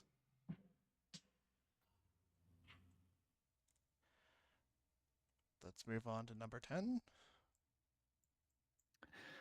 by 4. Yeah. So we mentioned animismus and being the highest latency process in building this product. I think it's fair to ask. Oh, good grief! Right. Yes, of course. I had. How silly of me to forget that. To forget what was coming. So the sort of competitively minded player will approach this problem by thinking, what is the minimum latency required to build the first product? Because of course, this is lexicographical cycles. The first product is the one that you absolutely have to build as fast as you possibly can, because if you build that one slow, it will lose to any other solution that, you know, a solve that just builds one product and never builds anything else, but which does it faster than you will beat you. So you have to try and get the first product done as fast as possible. And so if you look at the input and output and all of the necessary steps it takes to produce the output, um, the minimum latency that you need, or the minimum time that you can take to build the product is 9 cycles. So the first product can be dropped on cycle 9. You can't do it any earlier. And so from now on, we will be looking at solves which build the first product as fast as physically possible. Um, there are multiple different ways of doing that, and for in the solution has been kind enough to um, outline some of the theory for us. Okay. So 4 says that the best Lex C will be 9 and then a repeating bracket of 2, 3, and 5. It's not 235 repeating. It's 3 different numbers there. 9235 Yeah, is theoretical best, ignoring geometry, using 2 atoms from third input like this solve does. However, the geometry required to also output on 11 seems impossible. yeah. Um, So yes. So we are skipping ahead a little bit because we're talking about like the absolute theoretical minimum for the whole Lexi score, which indeed, if you consider all of the atoms that you have available to you and when the the absolute best that you could hope to achieve is 9235, and the way that you do that is you have to use the first input and the third input to build the first product, not the first and second products, because the second product and the fourth product have to be used for a min latency um, way of building the second uh, input. Um, and yes, so oh gosh, um, um, it may you might do you have the collision mod? Might it be worth turning collision off at this I point? tried. I Unfortunately I do not have the ghost atom thing, so it's just gonna be playing in slow mo the whole time. I'm Yeah. sorry. So yeah, so for explained to me that this solve is very deliberately not trying to um build any other products other than the first as fast as possible. And so what it does is it is deliberately not grabbing um, an input on cycle 3. And instead, it is grabbing the what would be the third input, so the input that is available on cycle 5. Um, and so this solve is really has been submitted as a demonstration of what one half of an optimal solution would theoretically look like, using the first and third products to build the first and third input, sorry, to build one product.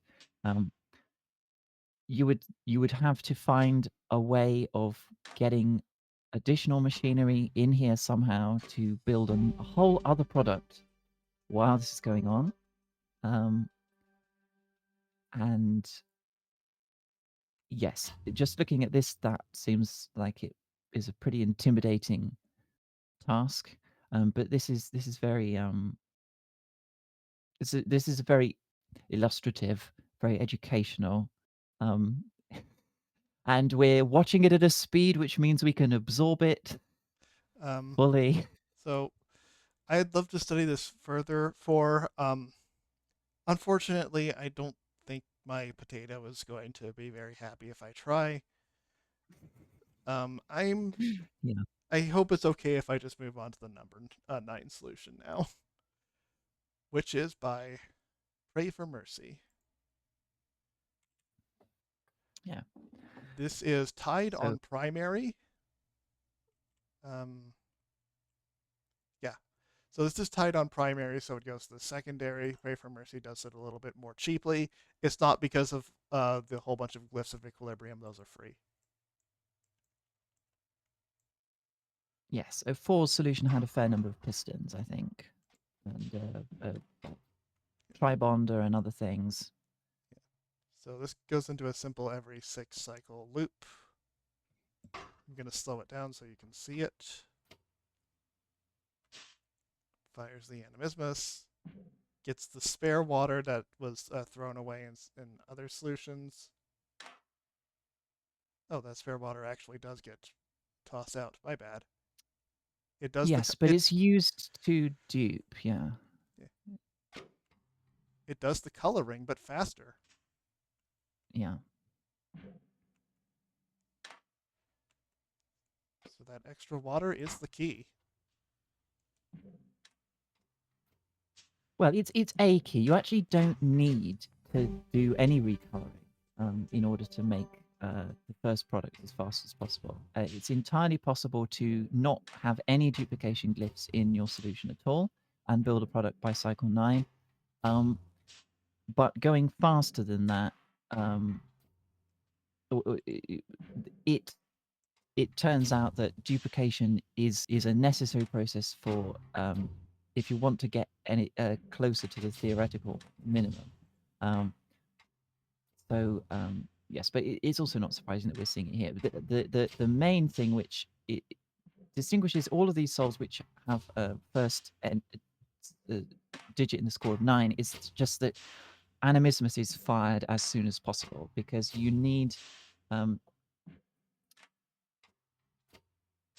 once you have Vita Moors made, you can drop the product pretty easily 4 cycles later. So you need to grab Vita Moors, move them onto the bonder, move it off the bonder, and drop on the output. And so that process being pretty straightforward, getting to salt debonded and onto animismus as fast as possible becomes the sort of limiting factor for the first product at least. Jamu is asking in the chat whether this could be a 9-4. It is. So this area here is heavily used real estate. I don't think it could be. Although it's also entirely possible that most of it is optimizing for time spent or sanity, as some people like to put it. It may yes. My instinct is also that because the path that the Vitae and Moors and the completed product have to take coincides with the path that the input molecules have to come through in order to get debonded and recolored and so on. My suspicion is that attempting to go faster would cause stuff to crash into itself. On this cycle, there is a Moors here, and on the next cycle, water had to swing through that. So 9-6 is as fast as this design goes. Yeah. Thank you for submitting. Pray for mercy.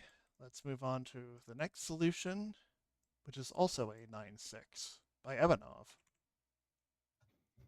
5G cheaper.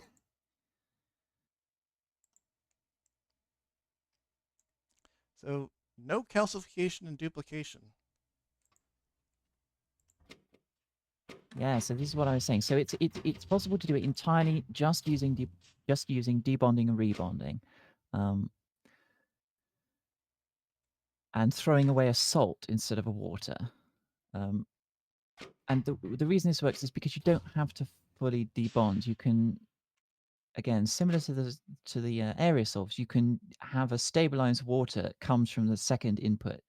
You just remove one salt from that, and then you bond it to the water, vitae and mors, and you've got a completed product. And um, there's the bond arrangement in the output is such that you don't have to overlap bonders. You can do it entirely with well, in this case a tribonder and one regular bonder.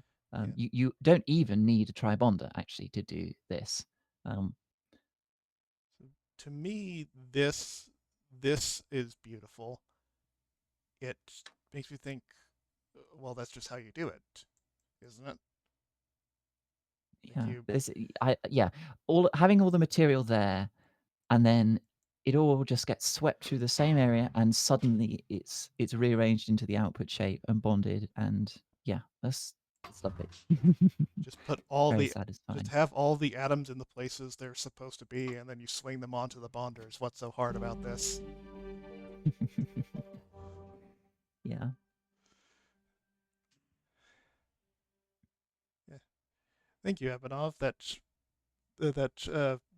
few few G mattered. Uh, the notes say low effort, found a mid latency, and naively building second pipeline around it results in 9.6 anyway. So here it is. Skipping that second pipeline, good idea because the cost saving really mattered. Yeah, it did. So let's move on to seventh place. The second digit is still 6, but we have more digits now with Mr. Posel.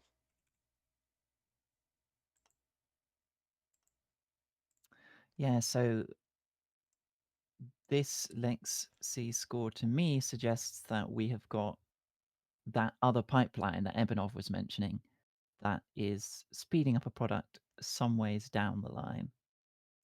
The Um, notes say better than the original submission? Yes. Worse than actually using all the inputs? Also, yes. Let's see what Mr. Puzzle and RPO mean.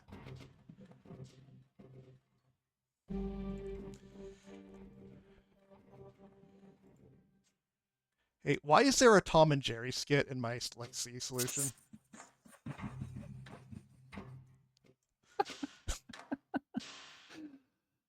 oh, good grief.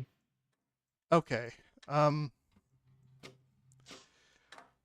So analyzing how this act. You know what? Let me start over. Let's analyze how this actually works. Okay. So the first input made that. Second input makes this. Scoots back. Big swing. Output. We're done. And you just keep doing this. Meanwhile, you are getting this extra salt every time. So how about we build an extra output with it? Because these atoms are all fungible. You get the glyph of duplication, you get the glyph of animismus. It you get you're not like limited by a metal somewhere. You could just turn them all into another output eventually, and that's what is done here. Yeah. So Is the so the ARM9 is that so that you can swing atoms through the? No, I don't think it is. Is it just there for the fun of it? I literally cannot tell what that is doing. I mean, I'm working with stream delay a little bit. Right? Um, I think yeah, I it's just can't. kind of a demonstration of what you would do if Yeah, you. I mean, could you just try deleting ARM9 just out of curiosity? So because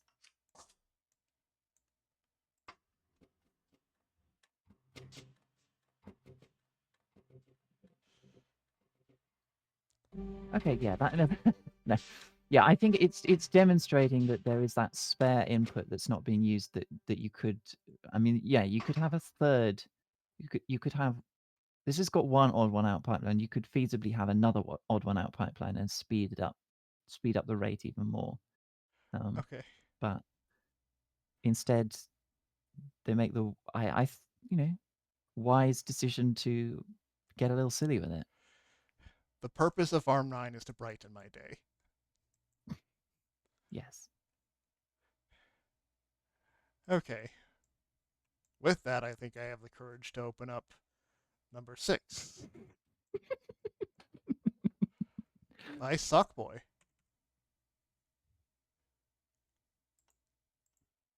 Oh, crumbs. So Yeah. we are now in 9.5's territory.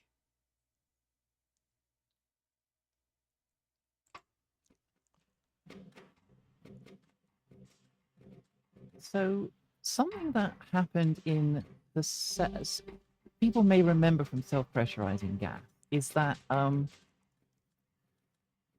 because of the way that lexicographical cycles work, because you were always privileging earlier products over later ones, there is an incentive in some cases to. Uh, there are some classes of solves which,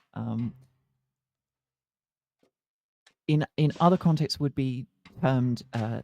They would be said to have an epsilon issue, which means that you can indefinitely, you can keep improving them by increasing tiny amounts by just making the instruction tape be longer. Um, After which, and so when you decide to stop adding instructions to the instruction tape, you will therefore take a penalty. Um, Spiritual Shampoo was a big victim of this in self-pressurizing gas. I don't. Yes, yes. So um, I'll do. Sorry, I'll just read Softboy's notes, if that's all right. Go Um, ahead. yeah. So Sockboy says 9 was the best I could see for the first output. That is Min Sockboy, and I found a 4-cycle pipeline, but there's one stutter step I could not eliminate when I merged the two. The outside path for the water and salt takes one extra step compared to the animismus.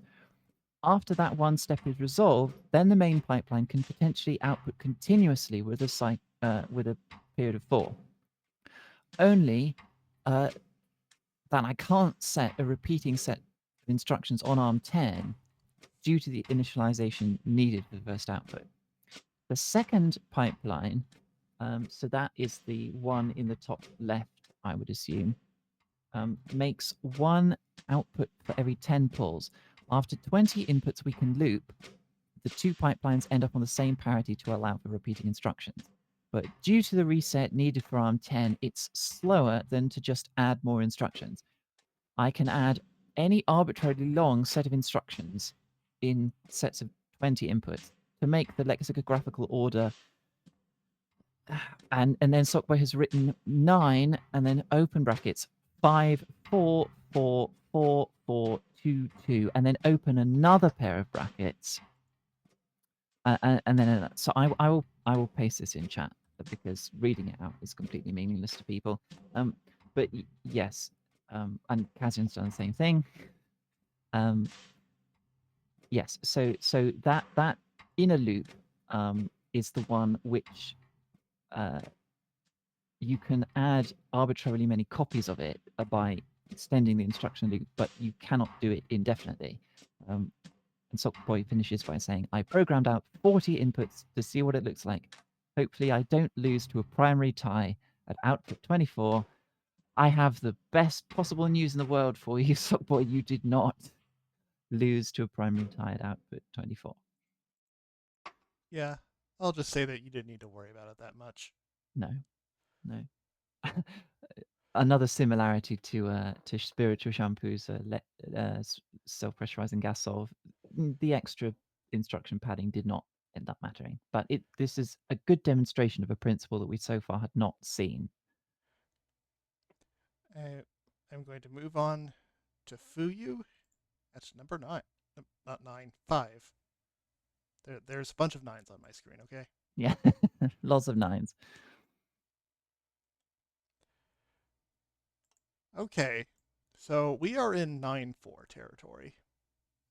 you're going to be seeing a lot of fours. It's not a joke on Albatross. We've already seen Albatross's Yeah. solution. Let's see how this is done. And I will. Taking L's. I mean, I don't know. Top 5 does that qualify as taking an L? I don't think so.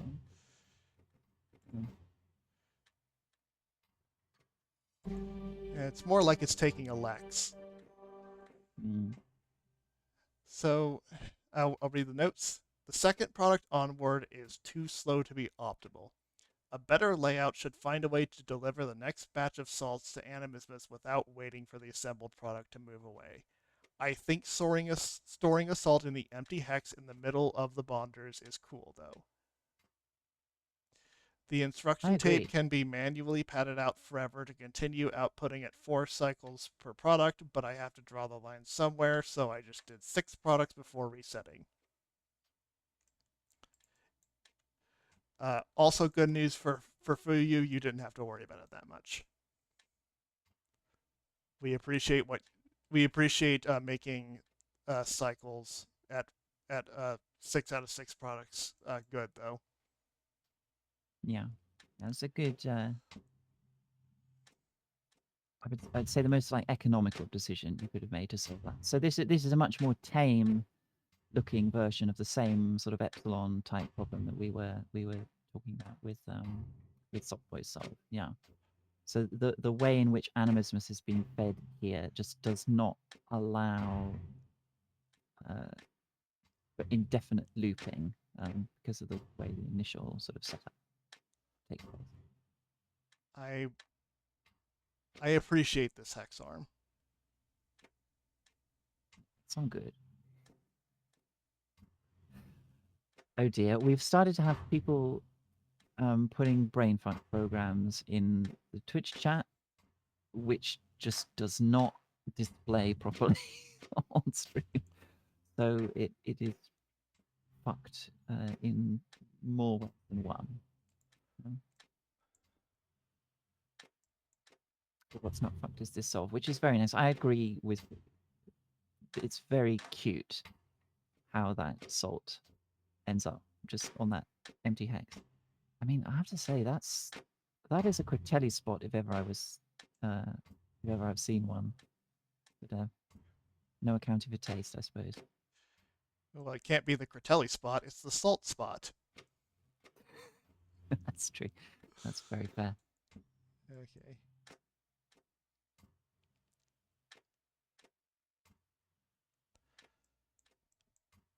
I'm just curious. Okay.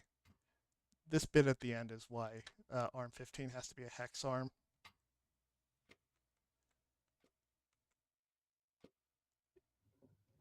There's just no space between this rotation and that rotation. Okay, mystery Yeah. solved. Thank you for you. So I'm going to move on now to number 4, Spec 98. So we are, Lexi is just 9-4 now.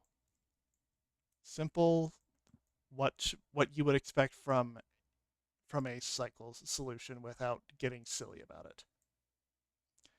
Reading the notes, 9-2 and 9-3 seem impossible to me, but I hope to be proven wrong. If I actually did some layout searching, I expect there to be a 9-4 that is about 40G cheaper than this. Maybe with some multitasking wizardry, it can go even lower. Hey, at least I finished a solve. Smiley face. And you did. What a solve it is. I don't know full face. Yeah, so now we see the return of the coloring strategy. For 9-4. The previous ones had not had any duplicators in. But I think really we can attribute the fact that this is a 9-4 that loops to the geometry rather than the specific strategy for building the input. Yeah. Sorry, the output. Yeah. Peep these hex arms. It allows us one salt to be peeled. Then when it peels the second one, it just immediately plunks it into the glyph of And it goes animismus. through the input. Yeah, wow. Very, very sleek, very spicy, I might even go so far as to say. I mean, hex arms on a track loop, it's always a treat when it shows up, I think. Multi-arms on track loops are they spark joy to me. I know what you mean.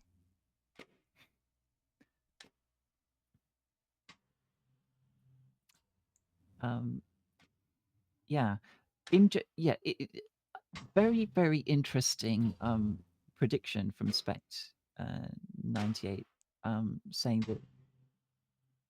that yes, I expect there to be a 9.4 that is about 40G cheaper.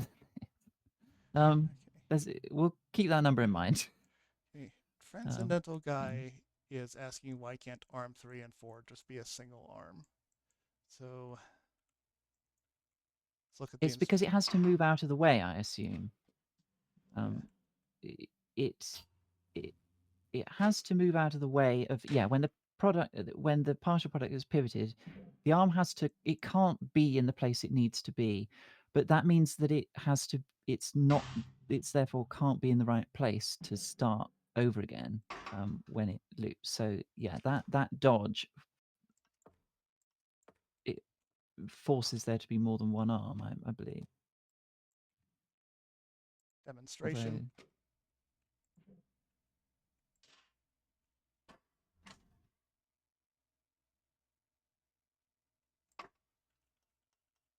yeah. Cool stuff. Thank you, Spect. I am going to. Yeah, I did read the notes. Okay, I am going to move on to the next solution, which is a host solve. It is indeed. And did you remember that number? It's not quite. It's not quite 40G cheaper, but it's very, very close to being 40G cheaper.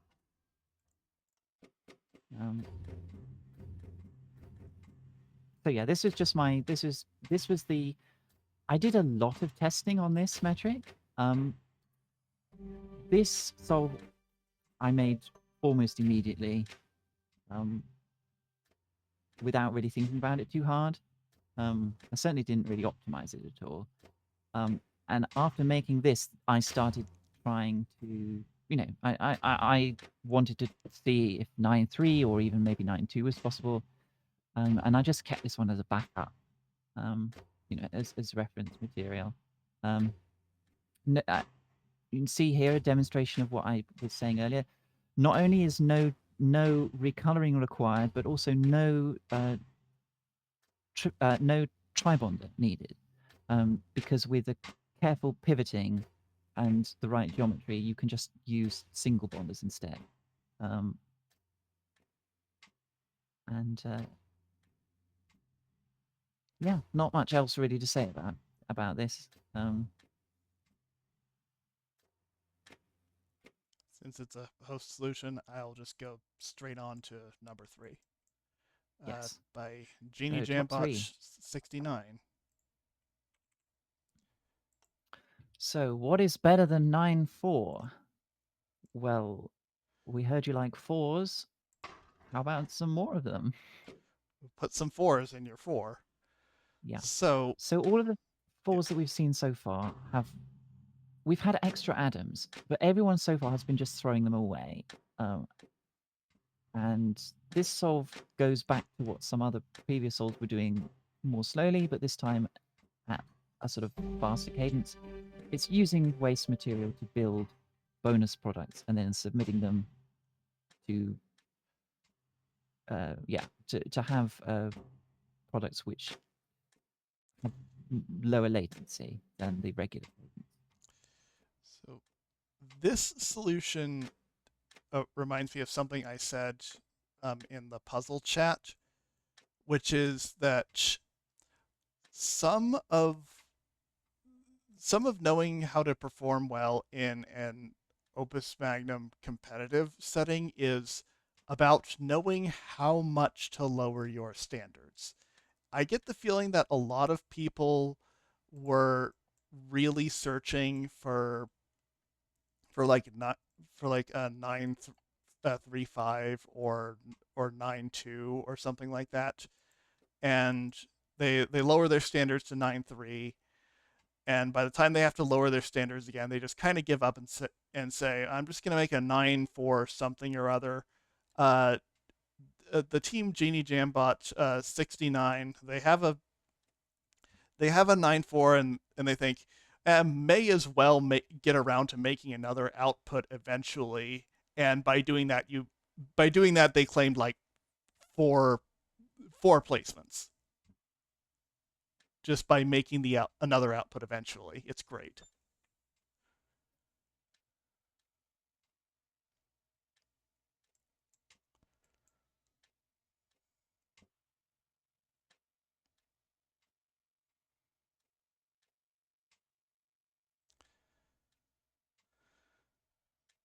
Let's watch the odd one out pipeline finish one more time, and then I think we are going to move on. Thank you, thank you for your submission, and that's another podium placement for you. Yeah. Well So, done.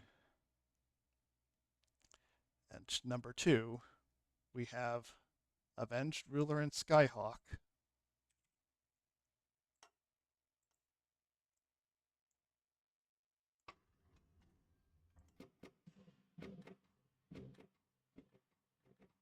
Oh, did we forget did we forget the notes for the Jamus Genie Jambot? Yeah, my apologies. The notes for Genie Jambot 69 was to say that Jamu built the main pipeline with an odd one out pipeline by CrazyBot.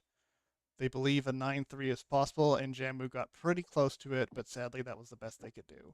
2 more weeklies remain. Let's make them count. And the best you could do got you onto the podium, so congrats on that. Mhm. And so, yeah, so here in second place, we see the same principles. This is another odd one out pipeline, but it builds the extra product faster. So it gets that 1-3 earlier on. And so it, by the nature of the Lexi scoring, it scores better.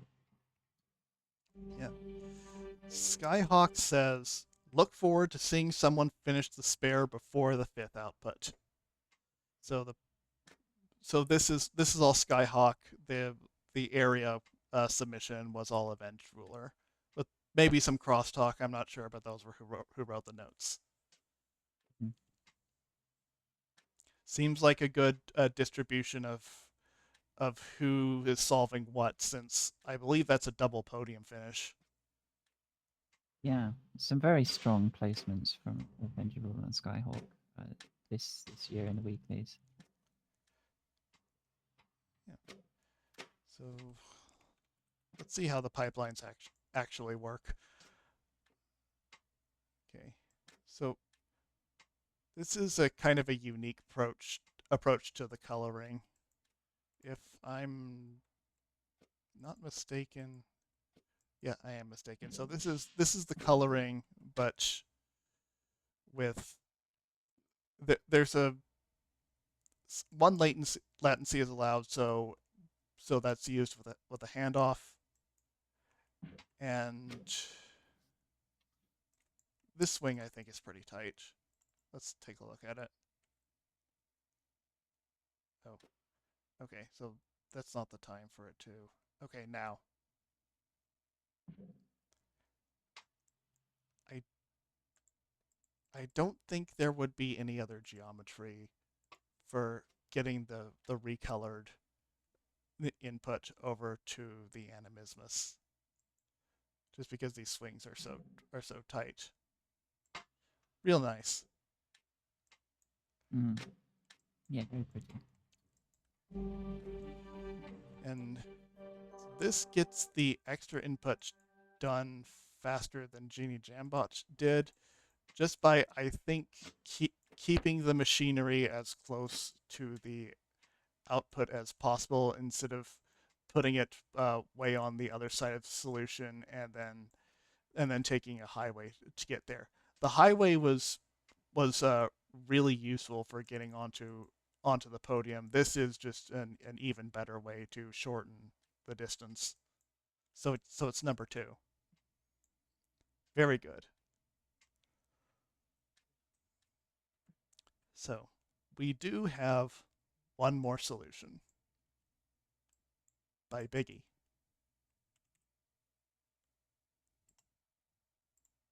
Yes, and Biggie has a lot to say. disappointing.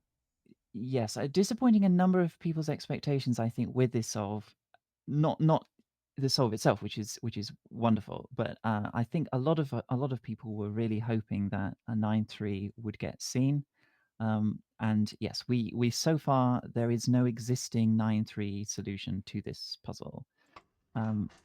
Where yeah, we'll go and we'll play it and Biggie, if you're here and you want to come and talk about your solve, then by all means. Otherwise, I'll let you go with the notes.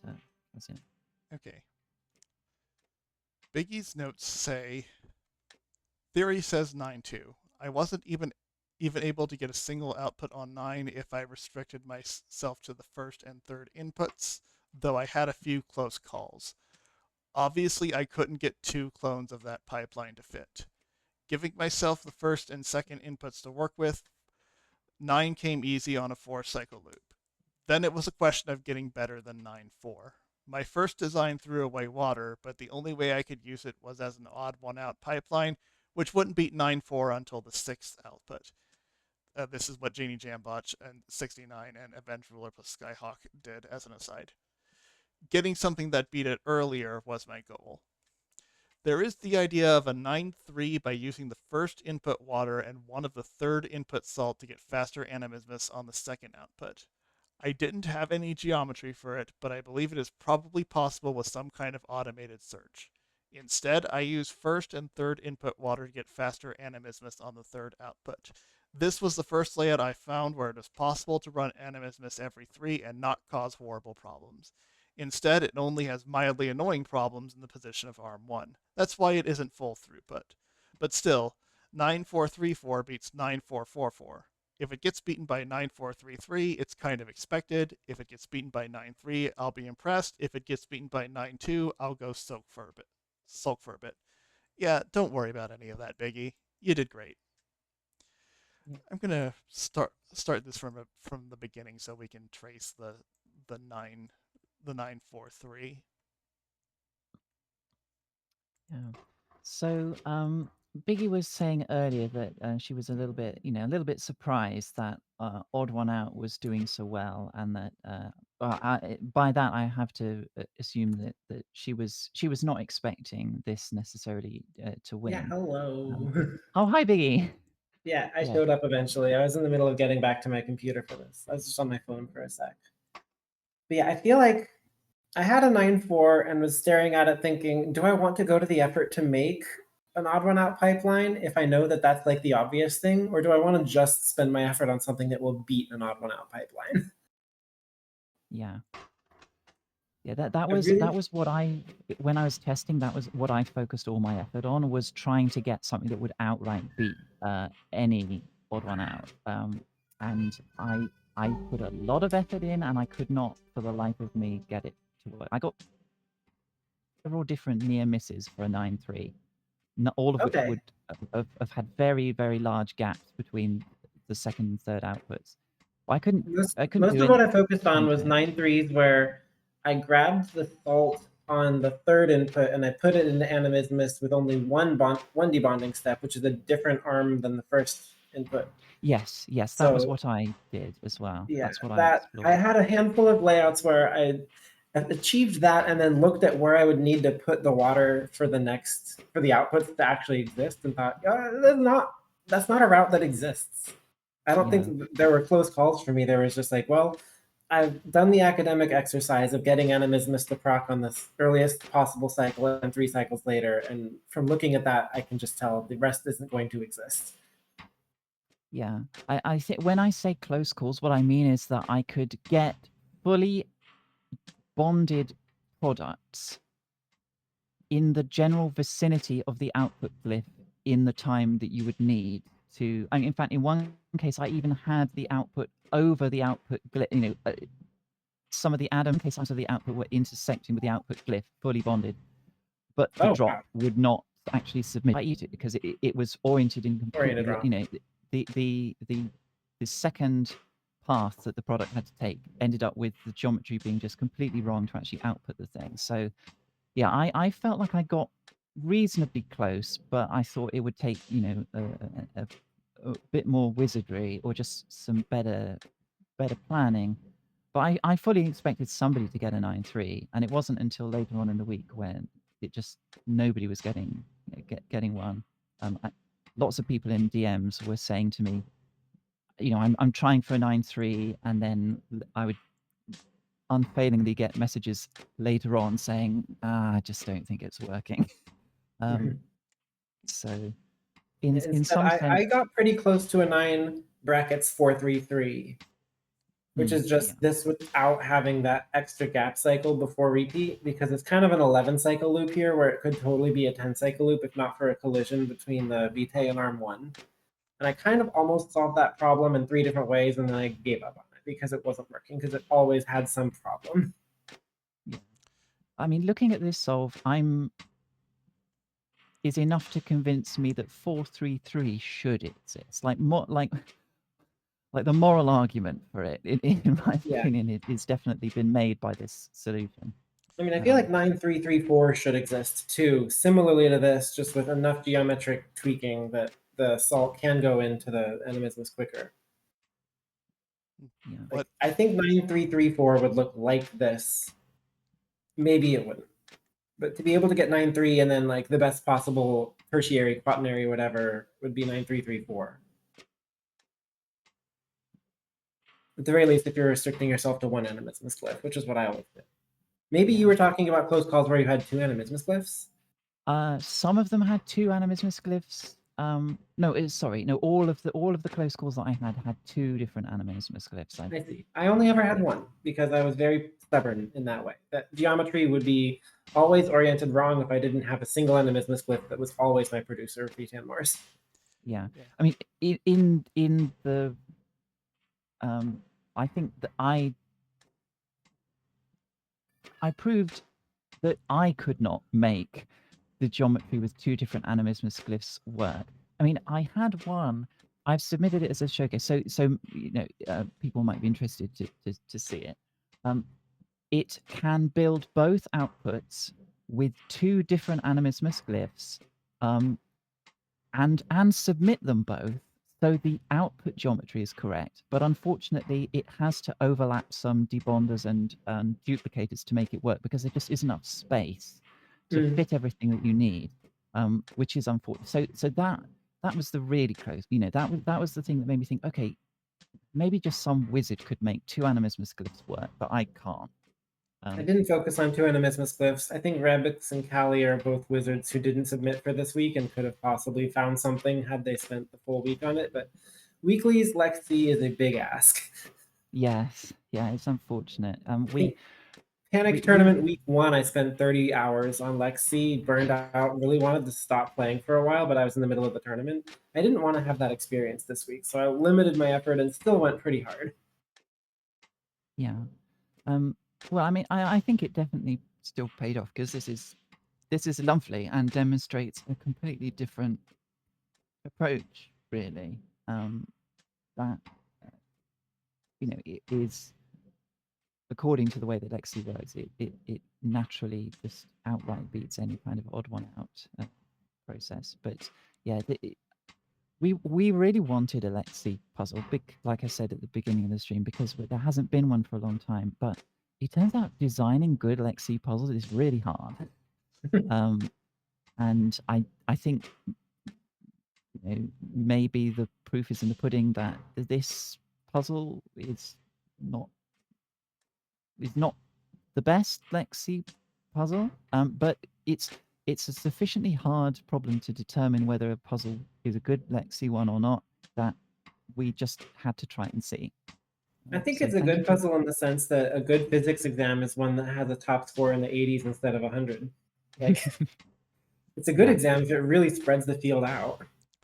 And I think this shows this shows something unique about Lexi. The winning solution does not draw inputs at max speed, and not only that, Avenge Ruler and Skyhawk, uh, if if I'm interpreting this correctly, Avenge Ruler and Skyhawk have a better cycles at 6 out of 6 products than Biggie does here. But this is the winning solution because it gets the third product in faster, and that's kind of what you would ideally want to see in something like Lex C. And for quite a while, the best Lex cycles solution for Surrender Flare was a full 4 cycles slower than the record. And I think for Universal Solvent, it's still 3 cycles slower than the record. Lex C can just be slower because you need to prioritize other things. Quit Medium, it's much slower than the record. Yeah, quintessential medium is almost a degenerate case. Oh yeah, it's always raised as a pathological puzzle. Anyway, I'm gonna get back to my morning. But thanks for letting me hop on. No, thank Okay. you very much for coming on, Biggie, and thank you for See your ya. submission. Bye. Yes, I think I was saying to Kazian before the stream started. I think what this puzzle proved to me more than anything else about Lexi is that Panic has a preternatural ability for designing puzzles and designing very, very good puzzles. Because self-pressurizing gas is an incredible puzzle. It's very, very well. It works well in basically any metric, and especially in Lexi, where it's very interesting.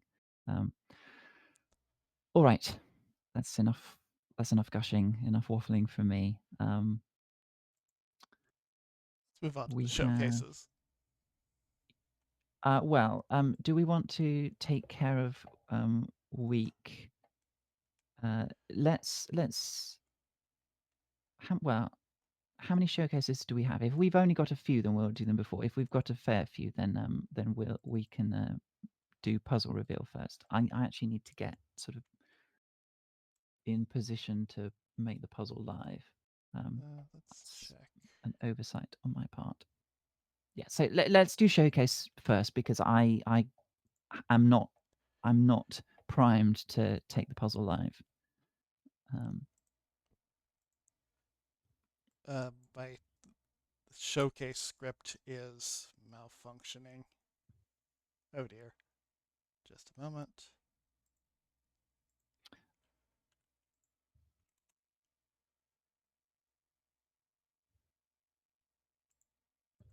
Hi, hello, I have returned Winsley issue. No issue. And Sorry. No, I mean, sorry, Kazian, you go ahead. the showcase script it brings up the windows, but the windows don't have anything in them. Then there's an error that says C++ assertion something a line failed at set item invalid item index and set item. One moment, let me check. Let me download the actual files first. You did remember to change all of the file paths in the showcase to match the ones that were in the other two. Yes, but Yeah, check your parameters. I will recheck my parameters. They look okay. Okay.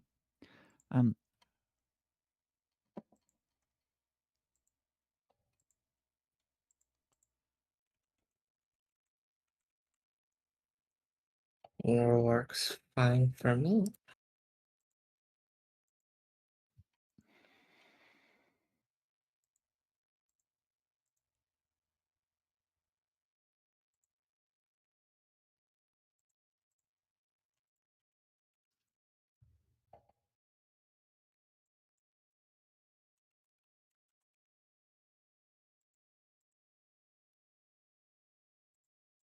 Okay, I think I might see what the issue is. What is it? When I was copy pasting all the parameters, the solutions variable is pointing to the submissions folder instead of the showcase folder. That shouldn't cause an issue, though. It'll just load the wrong files in that case. Okay. Well, now it's actually loading Oh, yeah. stuff, but now there's an error that says invalid literal for int with base 10, and then empty single quotes, and then when I close that, the whole thing closes.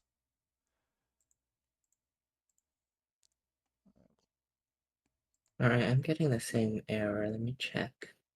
While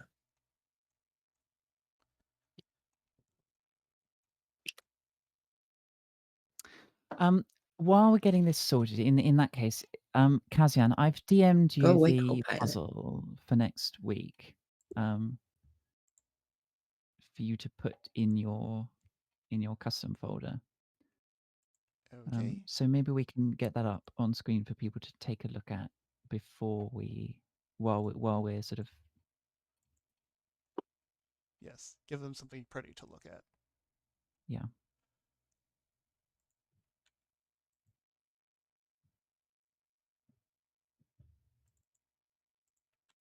So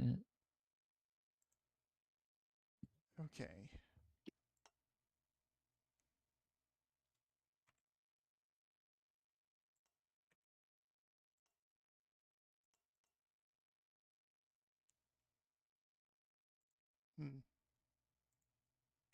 Well, F10 isn't reloading.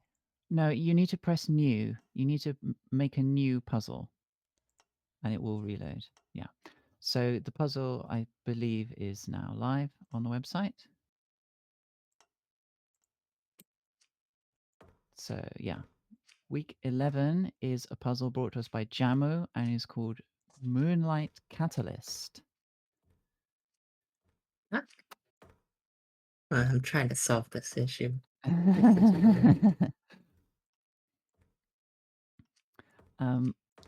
So the metrics for this week are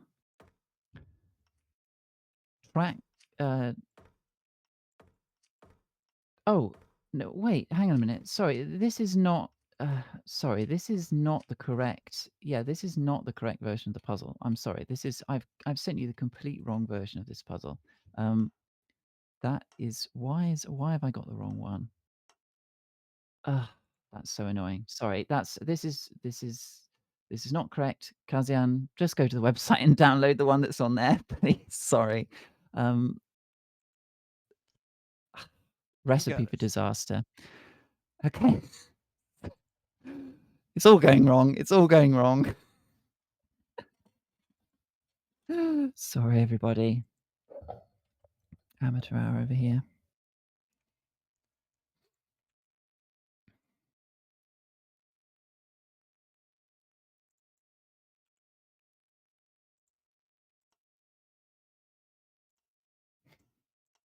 Yeah, rip to that puzzle, but this one's built different. Okay, there we go. That's the right one. Okay. People are really getting to see how the sausage is made here at Jamu Industries. Okay, so Moonlight Catalyst, your metrics for this week are trackless rate with a secondary of area and a tertiary of cost, and a weighted sum of cost plus area plus cycles plus area plus 50 times the number of different instruction types used in the solution.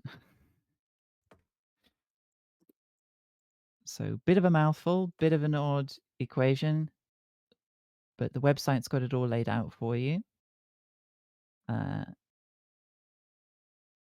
This puzzle has been inflicted on us, brought to us by our very own Jamu.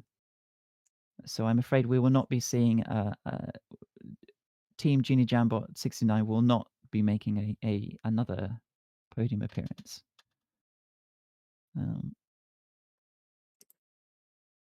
All right, Bist, how's the patient looking?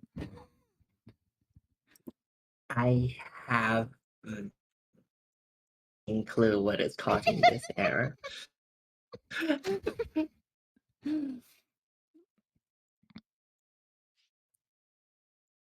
There should be nothing causing this error. The fuck?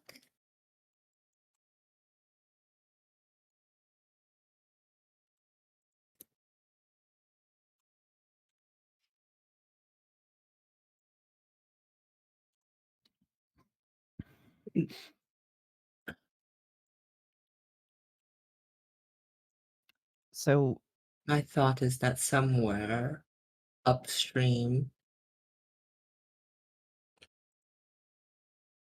did you did something to handle the excessively long Lexi score? There's no possible way that could be like No, that just adjusts affecting. that all that does is adjust the column width. Yeah. Okay. But currently it's saying it's trying to write something into a cell that doesn't exist apparently. Mm, I have no idea why, but yeah. I don't know. Well, Showcase runs fine for me if you just set it to showcase.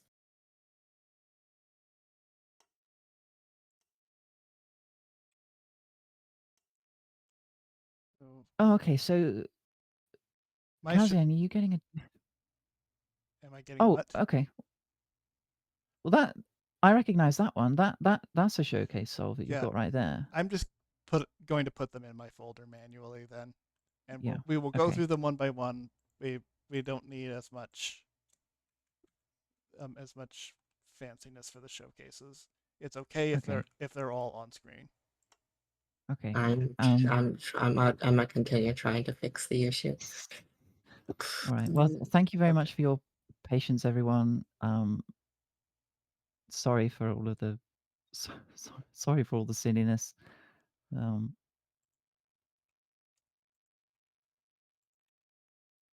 Okay. Sweet.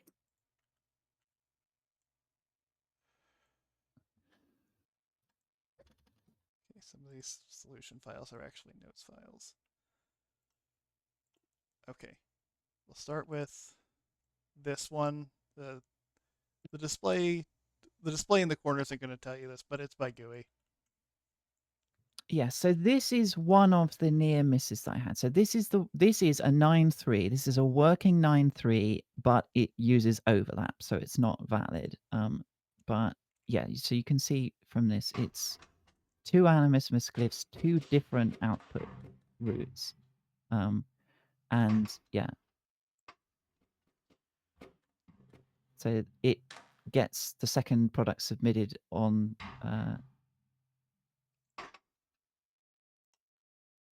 by cycle 12. So that is a 9.3. This was the closest that I could get. I had another one which didn't use overlap and also had a product which could overlap the output glyph, but the product was oriented in completely the wrong way. And it just had a lot more machinery than this. It's even more custard and so on. So, this even if we didn't have some of our best, if some of our best cycle brains were kind of absent this week, I think it's fair to say that this puzzle did have quite a lot of effort expended on it, and with still no joy. So yeah, open question, but I did test this puzzle very rigorously to the extent of my own meager abilities. Yeah. All right. Okay.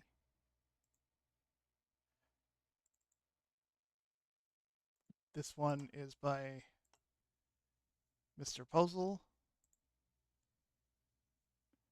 It's just an AIG solution. in Showcase for some reason.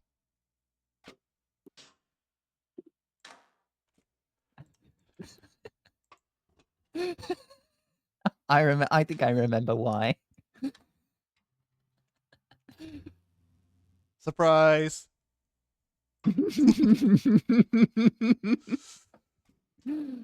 Oh, this one made me laugh a lot when it came in. Because I had the reaction of like, why is this in Showcase? This just looks like a regular solve to me. There's a glyph of disposal under here. Yeah. Uh, A lovely demonstration of the fact that in some cases the ordering of the glyphs does not matter, so you can just hide them secretly. and the notes are just a What smile. the fuck is that doing there? Yeah, the notes are just a smiley face with a nose. You know the I one. know what the issue is now. Yeah. What's the issue? One moment. Yeah, there we go. I forgot to change the restriction back to none. Ah, I see. So it was throwing up its hands about all the overlap solves, was it? No, I set the restriction was if metric 1 existed, because that was for week 8 that I copied this from. Well, there you are, kids. That's the danger of copy paste coding demonstrated to you in about as Yeah. good a way as you could as hope for. First by me and then by Bist. Uh-huh. Okay, so this is NB Ventus's solution, showing how you could make this solution loop in area with something more area economical than the glyph of disposal, which is the glyph of duplication. If you have, that's the only reason you can't use the salt waste to build another output with an odd out pipeline is because at some point you need water. Well, you can turn it into water with the glyph of duplication. You don't do that in Well, it could work now if you want it. we're almost done here. Thank you for All thank you right, for all right. figuring it out though. Mhm. And so Yeah, you don't do it in a regular area solve because it's unfortunately it is 2 extra hexes which you can, it turns out, do without. So it's a strategy that if you're seriously optimizing for area, you can't use this. But if you're optimizing for effort, perhaps, I think in the world of Opus Magnum, perhaps there would be a lot of alchemists who would very, very much prefer just to spend 2 hexes and have a machine that can output indefinitely. okay, this one is by me. Since I was going to host, I didn't submit anything. At some point later, I thought, this looks like a fun sum puzzle. I'm gonna try it. So sum actually has hands in this puzzle. This is what I figured out. Um, it's some like 326, I think. It the Good. Yeah, record sum should not be 326. It should be something like 270, I estimate. Yeah. Because in principle, there aren't that many operations you have to do. There's just an animismus you have to worry about. And this arm is so sad. But yeah. Yeah, like I almost want to take. Yeah, there's. You've got to work out the debonding, rebonding magic, and a way to sort of slightly more harmoniously merge that with arms that can also feed animisms. But yeah, it's a bit of a pity that we had a sum puzzle last week because yes, some might have been a good alternate consideration.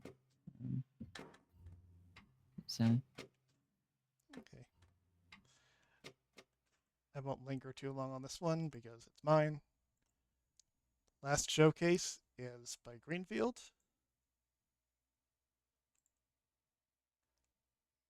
Yeah, it's by Greenfield. And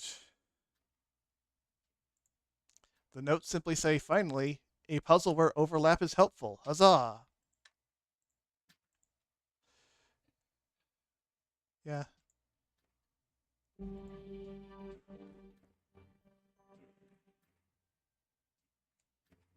So, a cool thing about the overlap ordering, Greenfield is getting pretty smart about this. Here, the it fully debonds, and there is a salt just sitting there on top of disposal. But since there's also a salt on the left, the glyph of animismus is first in the is before disposal in the glyph firing order, so the glyph of disposal never gets a chance to get rid of it.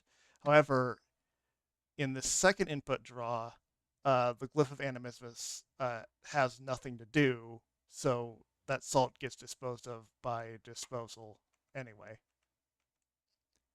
Cool trick. yeah.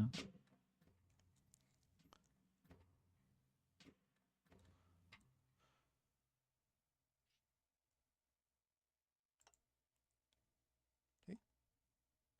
And that was Thank you Recipe very for much, Greenfield. Disaster. Well, it sure was maybe not quite a disaster, but it certainly was something.